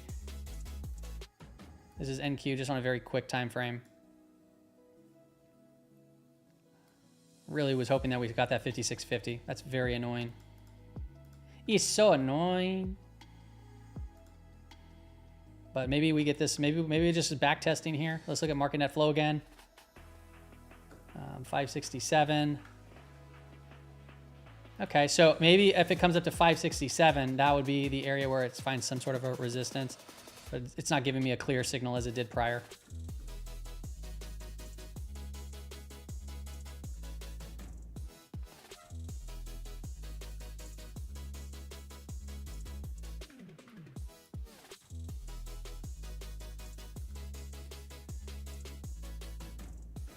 Okay.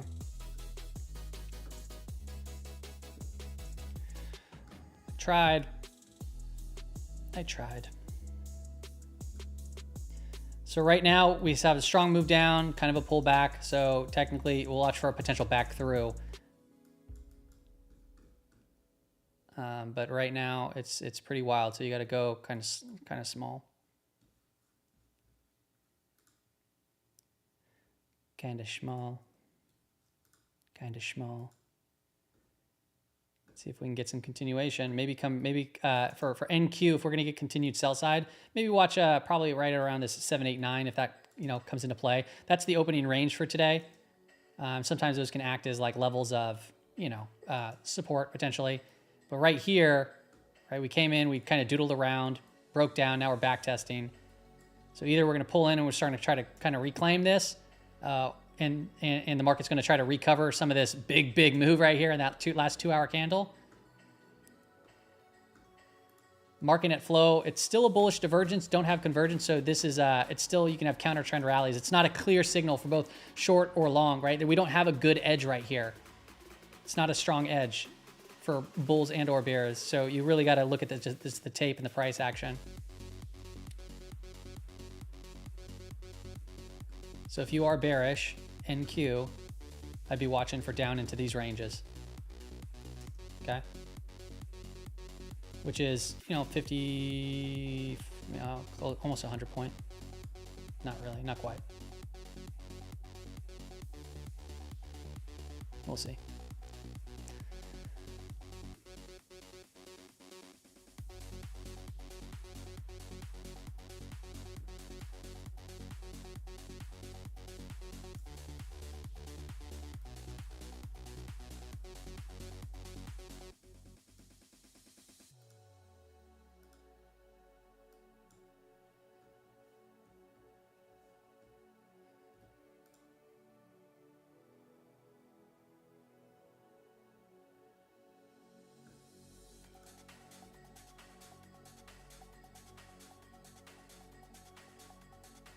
I don't have an updated for my vol bands. I only have that one vol band script for some of those names, but I think I might need to look into it because I think IWM I think some of the tickers changed or something like that because I noticed something that was a little bit off. So I'll have to look into it. And then also TradingView took my stuff down because I had it on TradingView available, but they took it down because I couldn't write the description correctly, and I tried a bunch of times. I'm like, okay, I give up. I give up. All right. Guess we can take a look at SPY. SPY is just floating. Market net flow is still... The red line going down is positive. Now I want to see the green line come up.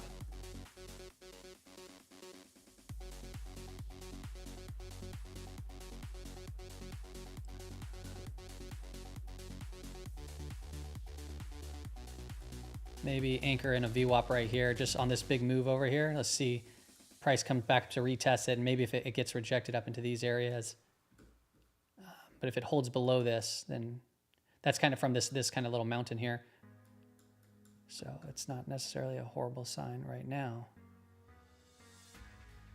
If we can break above that.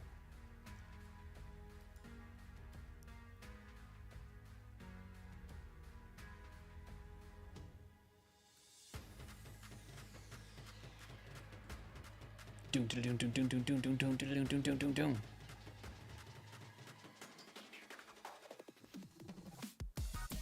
All right. There's a higher low. This is small time frames here for NQ. Still coming back into this kind of back testing area. If we can break above this VWAP, maybe that opens the door for a little bit of relief on this little recent press down.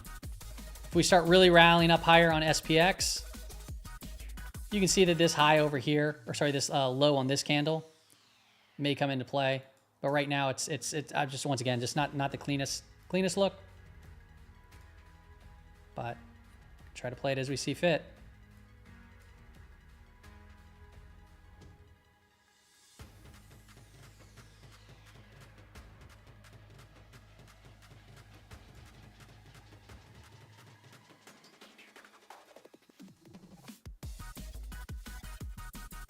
Going for that test. Now let's see if it can break it or if it rejects it completely.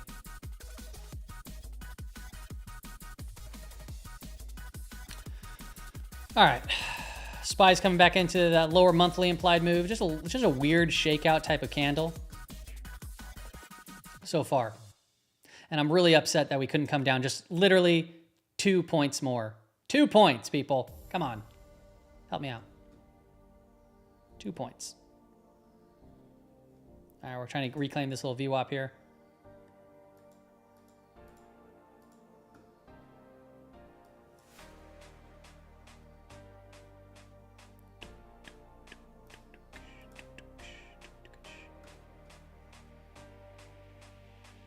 Will we be successful though? Not only is it tied with this VWAP, but it's also kind of coming into all this confluence over here. It's not the cleanest look, but trading view indicator daily MAs on intraday charts by Jaxi can help you with what want to see daily moving averages on intraday charts. Daily MAs. Oh, okay. I'll have to take a look at that. I do have the 5-day moving average thing. I just call it a trend changer. So maybe, yeah, somebody already probably has it. That's kind of cool. I might have to take a look at that.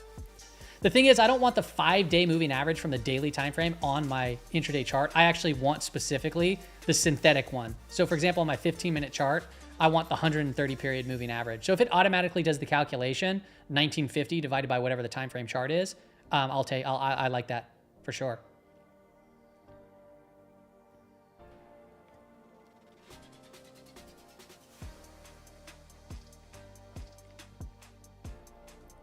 Yep.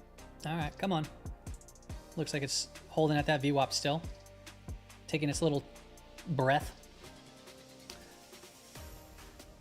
Take a look over here at Twitch. See here, have you ever looked at DPZ lately? No, I haven't looked at Domino's. Actually, I gotta look at Domino's.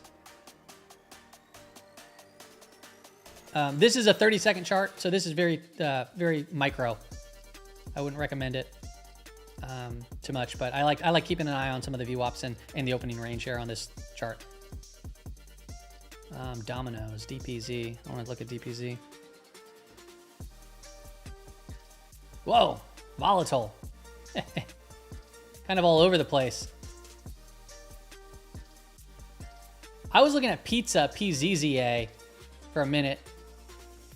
Sorry, let me keep an eye on here. I gotta keep an eye on this NQ because I've been wanting to enter.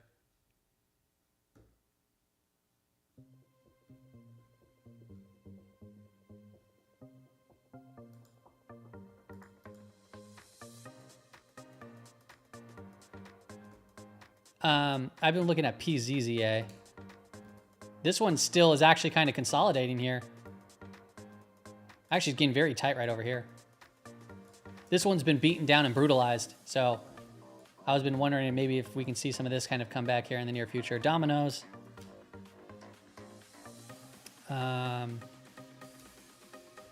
Domino's has been seeing some strength, but it's just kind of all over the place here for me. If I go with the weekly time frame, maybe if it tightens up a bit here, it's just been pretty aggressively kind of all over the place. All right, come on, let's get a break here or something. Let's get some clarity. So it's kind of flagging out here, right? So we'll see if this actually plays to the downside or if it tries to take out this high and break back above the VWAP. So if we're coming into 5650, it'd be still a nice trade, but I just don't, the conditions for it are not all too great. All right, so it's not a high conviction by any means.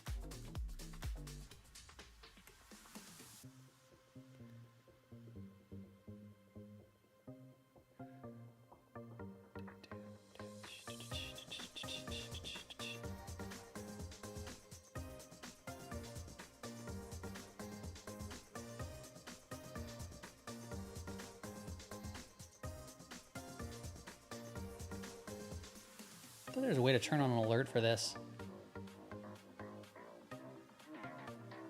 Settings. Let's go ahead and hit sound alerts and let's see if that does it for us.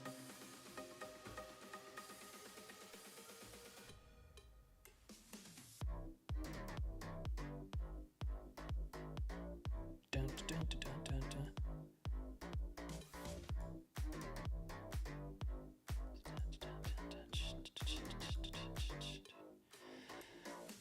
Market's dead right now. Yeah, it's kind of just floating around, but hey, look at, we might actually get some convergence here, people.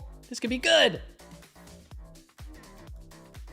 I really wish that 5650 came into play, but whatever. All right. We're back above this VWAP here. Let's see if convergence can come in. If convergence can come in, that means price of SPY, right, is starting to move higher, and this can start turning green. This could be at least somewhat of an indication that something good may come soon. Still got some time for that. We'll take a look at SPY on the intraday time frame. Whoa. The hell was that? Ghost print.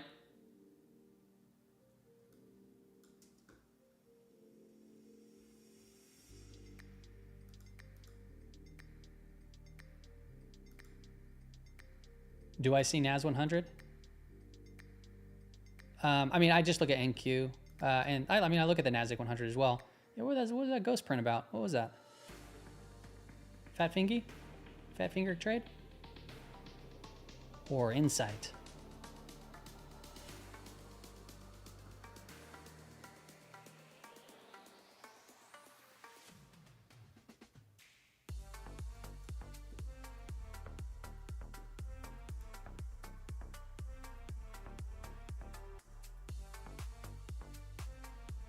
Yeah, a little bug.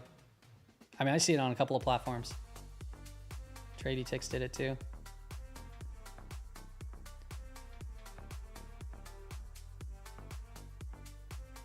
I have not heard of TradeLocker.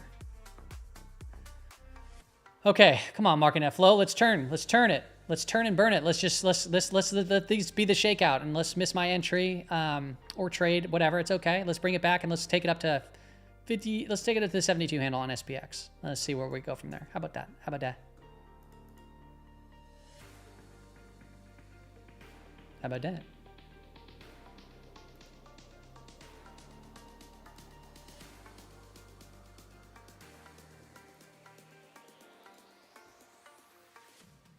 Dun, dun.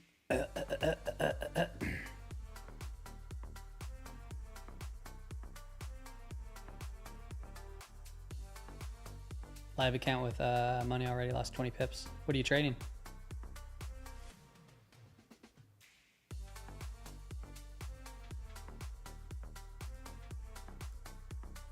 Boom, boom. I don't know what all that selling was. I guess, I don't know, like just volatility. There's volatility in here.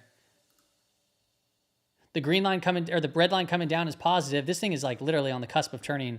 Well, but 567, about 50 cents higher on SPY. Be careful with 567 because we want to get above that, and then you could see price repel higher. I'm gonna go ahead and mark this out as a red gex or a green gex because it can repel price. So I'm just gonna write gex and I'm gonna make it a smaller line. Because as we approach that, it could pressure back down. So you want to get technically above this to see move higher.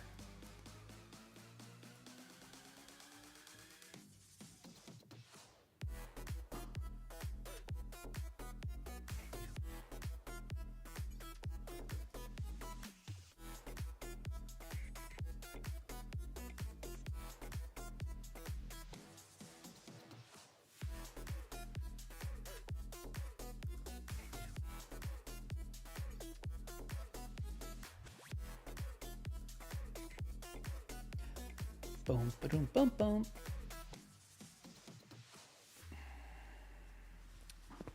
Come on. Let's see what we got.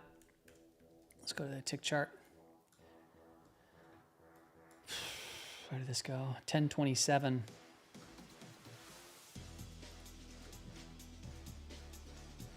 Pretty close. Pretty close to finding a little temporary little fade bottom.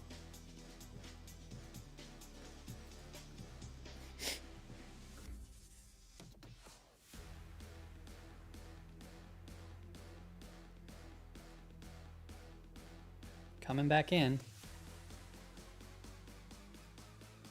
SPY has started to follow the market net flow. Might be a time for an entry. All right, so that was just the alert for convergence coming back. So we'll see here if this can hold. That's where it starts to turn green. It'll give us that heads up. SPY has started to follow the market net flow. Might be a time for an entry. So we'll see here if that can actually hold up.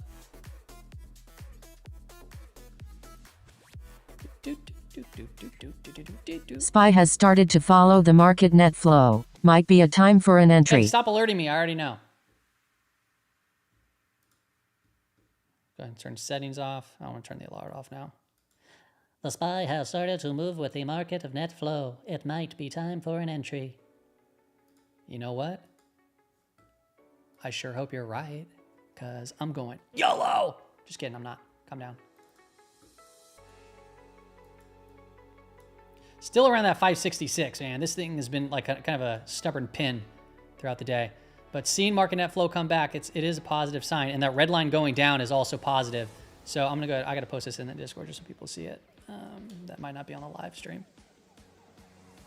So we'll see if it can actually do anything, though. Yeah. Do I have net flow for specific tickers on Discord? I mean, you could type in whatever command for net flow you want, yeah. You can type in like net flow for Tesla, right, or whatever, and it should pop up. Doom, doom, doom, doom, doom, doom, doom, doom, doom, doom, doom, doom, doom, doom.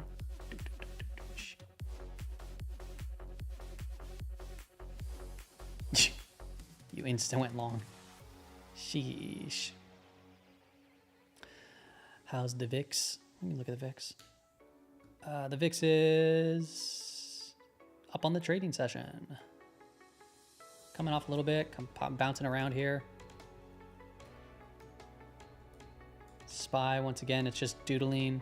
I mean, the positive sign here is, I mean, it looks like it's going to turn back gray. I want to see the green go, but the red line coming off, that's actually, you know, the more bullish sign for the market right here is that. But you don't want the green line to come down too with it. You want it to go up and you want this to hold green. So it is actually, this is just like how this was negative to see this going up, this is positive. So you want to see this trend continue or flatten out, the green line to hold it and move up. Then obviously you want price to confirm, and it just is not, I mean, it's not doing that. Let's see here if any zero date stuff has changed. I mean, 5650 grew in size, 5700, I don't know. It's not clean for me. It's not clean. Not clean yet. Let's maybe reclaim this VWAP. It looks like it's kind of having struggles there versus break down further. How about that? How about that? Thinkorswim won't let you correct the bar. This bar? You should be able to right click and correct it. I don't know what to correct it to. I don't even care. They'll probably end up correcting it eventually. How's Meta looking? Meta came back into its vol range for the day. So it was looking really good today, and then it kind of came in, right? It got ahead of itself.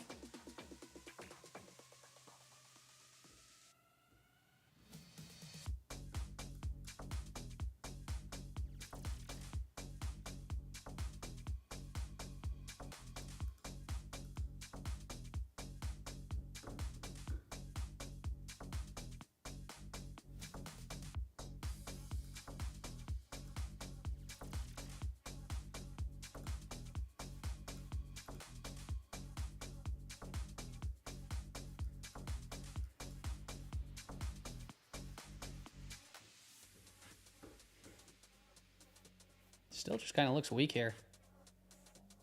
It's not all that great, man.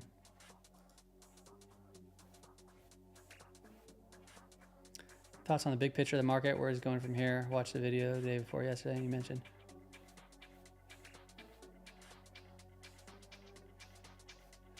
I think that there's definitely some stuff to be concerned of with the bigger picture. I don't know which video it was, but it was pretty recent. I shared big picture charts to give a more kind of broader view of everything. So there's going to be times where it looks like more bearish on the bigger picture, that something bad can happen, but I got to still be tactical in the shorter time frames. That makes sense? Man, this is just chop.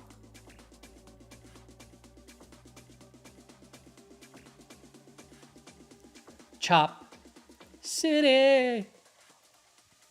Market net flow is not really that green right now. It's not green at all. It's gray.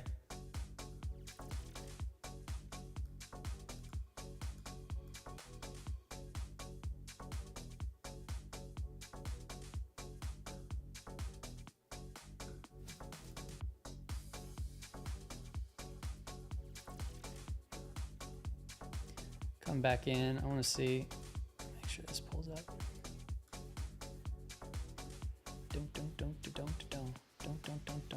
So this one got a little trappy. So now we go over here. I'll anchor just on this one. They'll sell off over here. Like I said, down here would be still an idea to watch for if that's going to happen.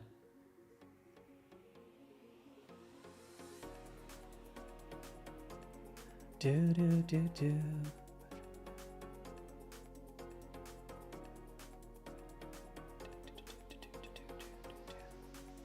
All right, maybe we come back in for the 5650 marker. Maybe it's coming, making its way back down. Not the way that I like to see it, but let's go to tick chart. Let's see here if we're going to get another reading down here at a minus 1,000 plus.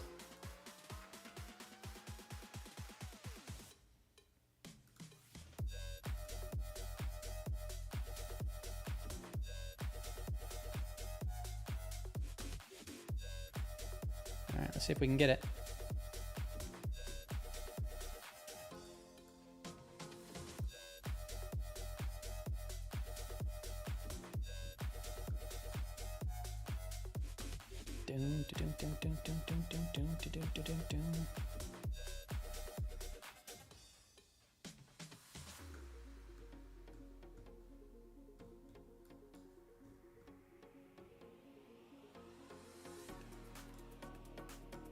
I just want to see a stronger move, not these little bounces here.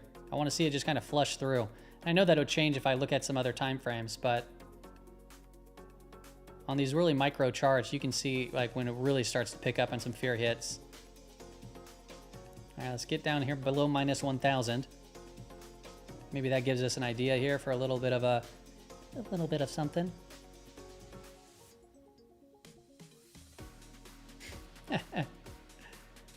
Come on, just get down to the areas that I need.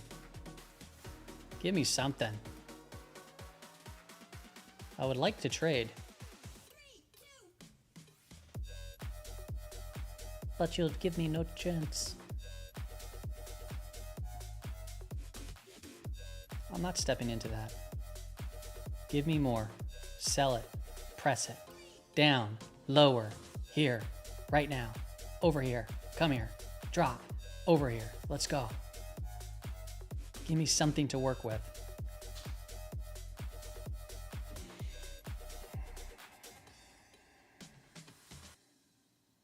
I mean, it's kind of going. It's moving decently.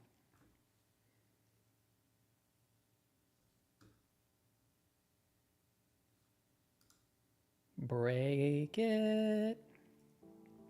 Ready, set, break. Ready, set, break. Ready, set, break. Come on. Okay. Manifesting the downturn. I just want to see a stronger move, like to give me some sort of something. Like I'm not gonna, short right here, right? I want to see the stronger move, and then there you go. Then you get this little bounce, and that's the thing. That resets my trade, so I can't do it again.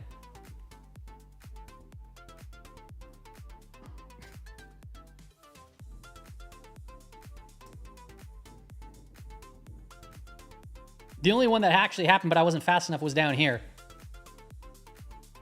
And then I was hoping to see the 5650 level hit, and it just didn't come.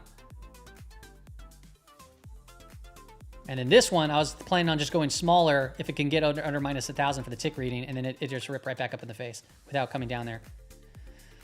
Still can, but I mean, it is what it is. All right, that's annoying. Yeah, I'm Portuguese, Phantom. I'm Portuguese. Portuguese. Tuna and potato. Corn, cucumbers. Give me a second here. Oh, my boy.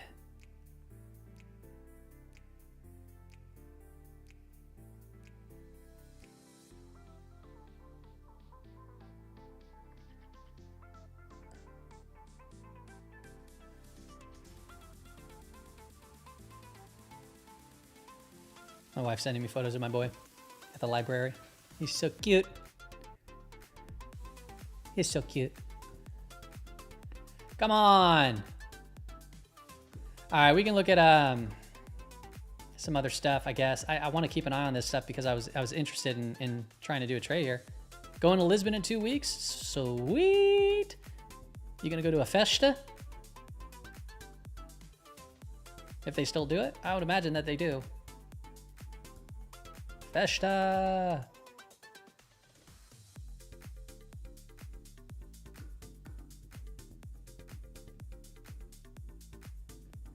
Trader James, is there more comments from the Fed coming today? Let's take a look at the calendar. Today is the 20th. I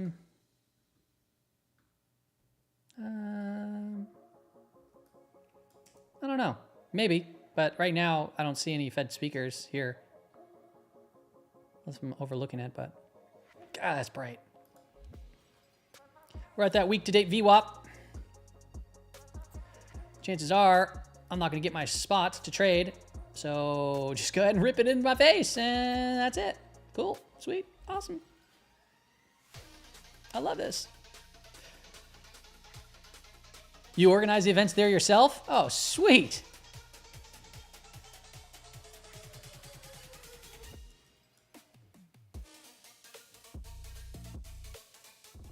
All right, so this one's now testing this VWAP from this swing.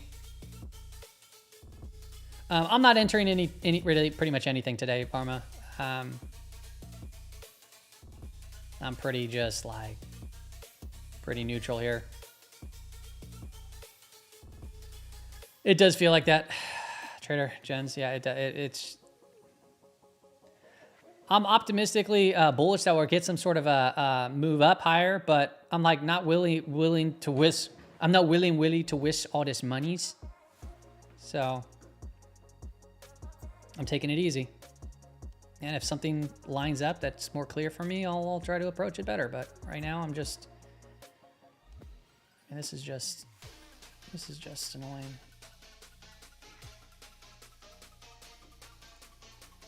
Market net flow was green for a second, came back down.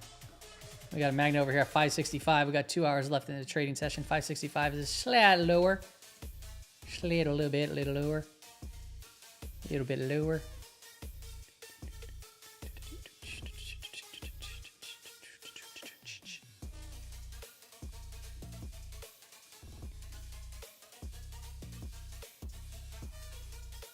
Cool, I'll pull that up, Luca. Thanks. 2 p.m. pump? Maybe we get a little pumpy.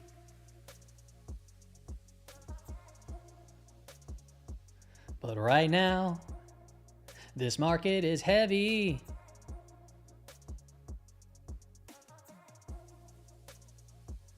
So turn around. I should play that song. Turn around.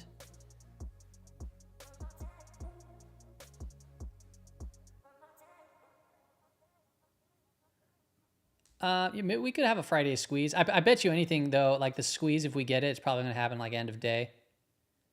Like you'll watch market net flow, and if this happens, like this is a great sign if the market's going down or whatever, but then the green line at the end of the day starts cranking up like this, and the price of SPY is just kind of flatlined, and the red line goes down. Dude, if that's the case, you may very well be in for an end of day squeeze. Those trades are fun, but you got to be fairly quick and, you know, be aware that when they are taking place. But that's a clean sign to know of when we can have an end of day squeeze.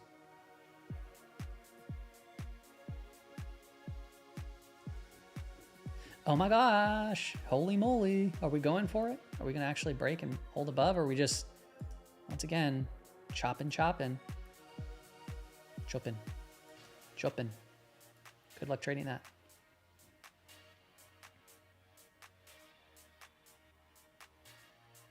In Petaluma there is.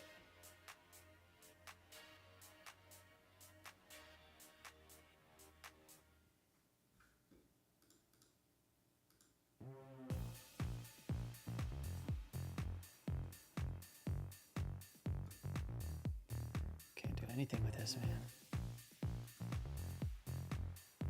566, that's 50 cents higher. Doom, doom, doom, doom, doom, doom.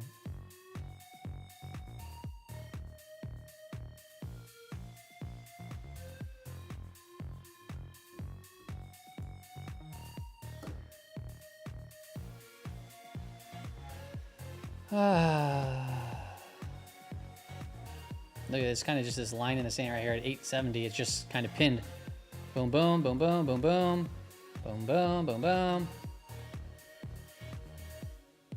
Take me higher, fake me out.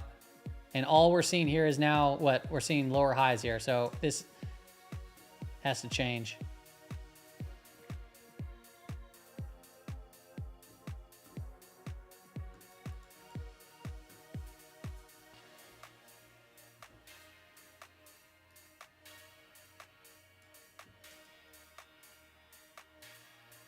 Doom, doom, doom.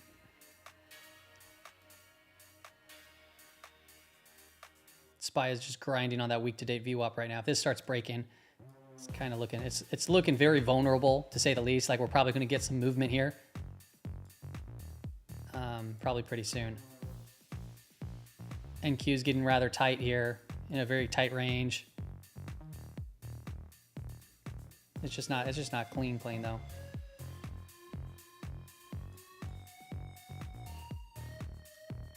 Oh, that's good. Yeah, that's a good little tool to use, the HYG divergences.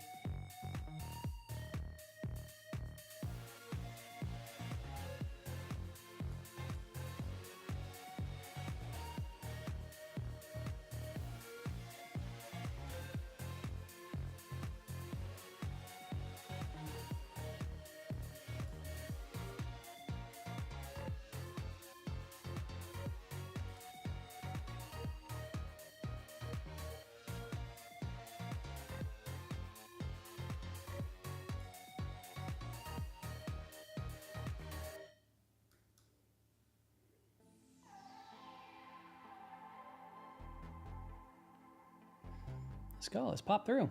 Might as well. Come on, do something.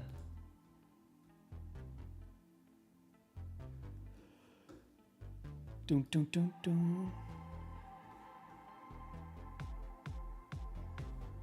Volume's not giving us much. We'll pull up ES, or we'll pull up NQ volume. I like looking at NQ, or I like looking at ES volume, but it's honestly nothing much. This is just, yeah. Nothing good. It just looks like another lower high. Let's hold this VWAP maybe. We'll go like this and see if this can, there you go. Hold above this, and that's good, I guess, if you're playing really micro here and trying to scalp. But overall, I mean, this is just like, this ain't nothing. If you want to catch bigger moves, you got to wait for better markets. This is just not it. It's building some pressure right here. Release it! Release it!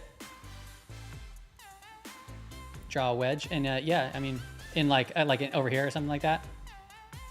Yeah, you can draw, kind of manage it out. I mean, remember, you're just drawing the patterns to determine where your risk levels are going to be and notifying that it is in a period of contraction and or expansion, right?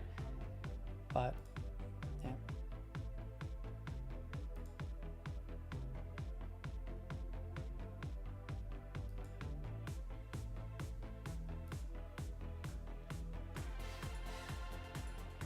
Under here, it just opens the door a bit down lower, but we're currently above it.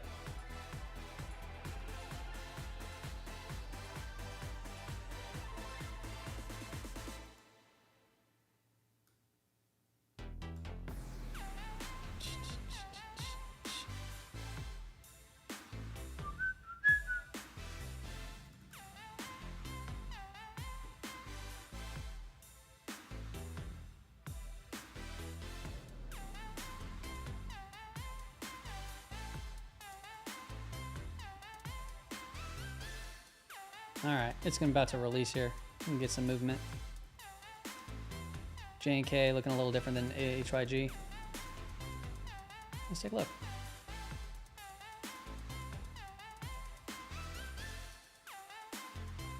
Yeah, I'm not. There's nothing here. Okay, J and K. Did get a little nice bounce in J and K. It's coming off the highs, like most products are. HYG. Definitely off the highs of the session, but also, I mean, it's somewhat similar. A little bounce back over here into all this chop.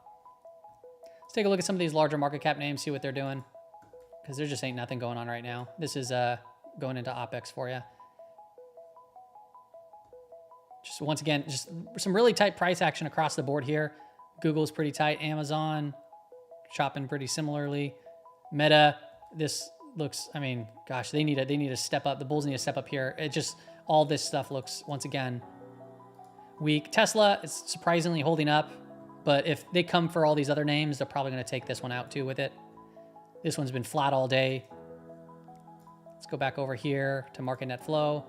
Market net flow is still, it's a bullish divergence, but we're just struggling to get any sort of convergence, meaning the market move with it. And then SPY, we're still holding on that week to date, trying to lift up a little bit here. There's NQ trying to make its move from this area. Is it going to put in just a higher low? Is this a breakout fake and then it's going to come in, or are we actually going to make something substantial out of this?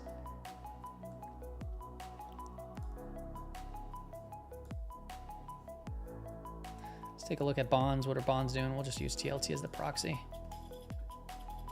Bonds look, they're just hovering on yesterday's close, unchanged on the day, well off the highs. That's a big move down in the bonds.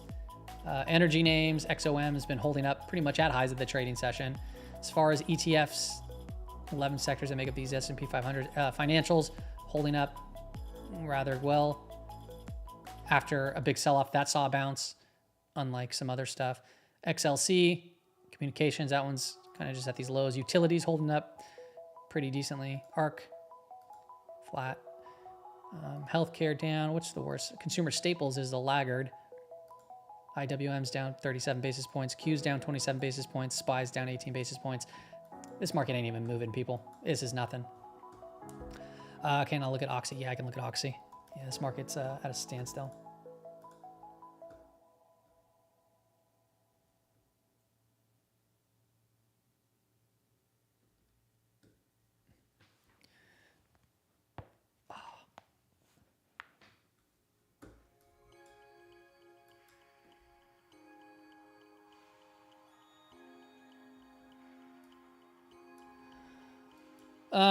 I mean, this is, I gotta look at the daily time frame. It's just choppy, right? The 15-minute time frame, at least we're above a rising 5-day moving average. So that's, a positive sign for Oxy.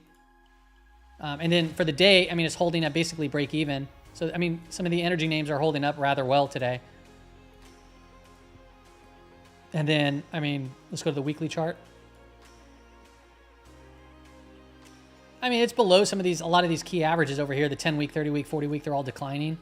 So it has some work to do, but, that comes with the time. If you're investing in this, like Buffett play, perhaps we do break up here and come back to back test these areas and maybe we reclaim it. Maybe it takes some time, but you know how, like, he thinks, because then you take a position in it, it could be, we could be looking out till next year or the year after, and until you really start to see the benefits of that investment play out. Right now, it's just, you're in a downtrend and it just has to prove itself. This week though, I mean, if you look at the weeks, you do have the MACD, it's kind of sloping up. That's nice, I guess. You had this inside week over here on this volatility, and then this week you actually broke that high. So that's, that's an early, positive sign, right? We're showing strength breaking through this. So maybe you don't want to take out the low of this week and or of this last week. Shows just weekly contraction. It's pretty good.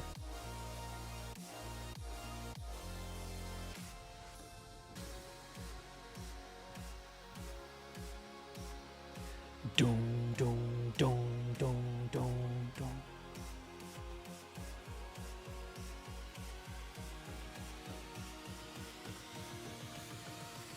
Zoop.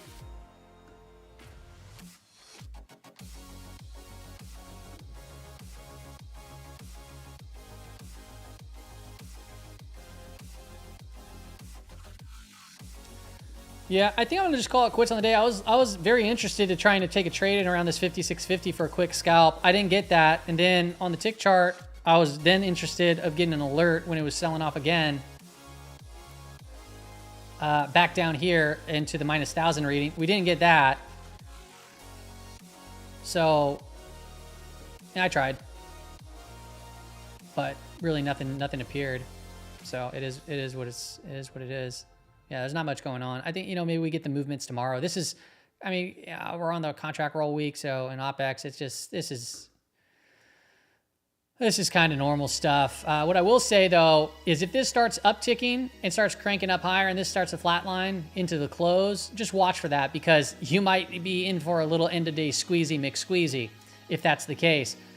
Even tomorrow, right? Sometimes on OPEX days, you get a lot of chop too, but at the end of the day, like the last 30 minutes, if all of a sudden this thing starts cranking and SPY hasn't confirmed it yet, just be kind of aware that sometimes it's showing us early indication that we can get some sort of move. But yeah, I got to take off. I need a break. I want to get some air. This market, it ain't doing anything for me right now. So hopefully we get some something to happen.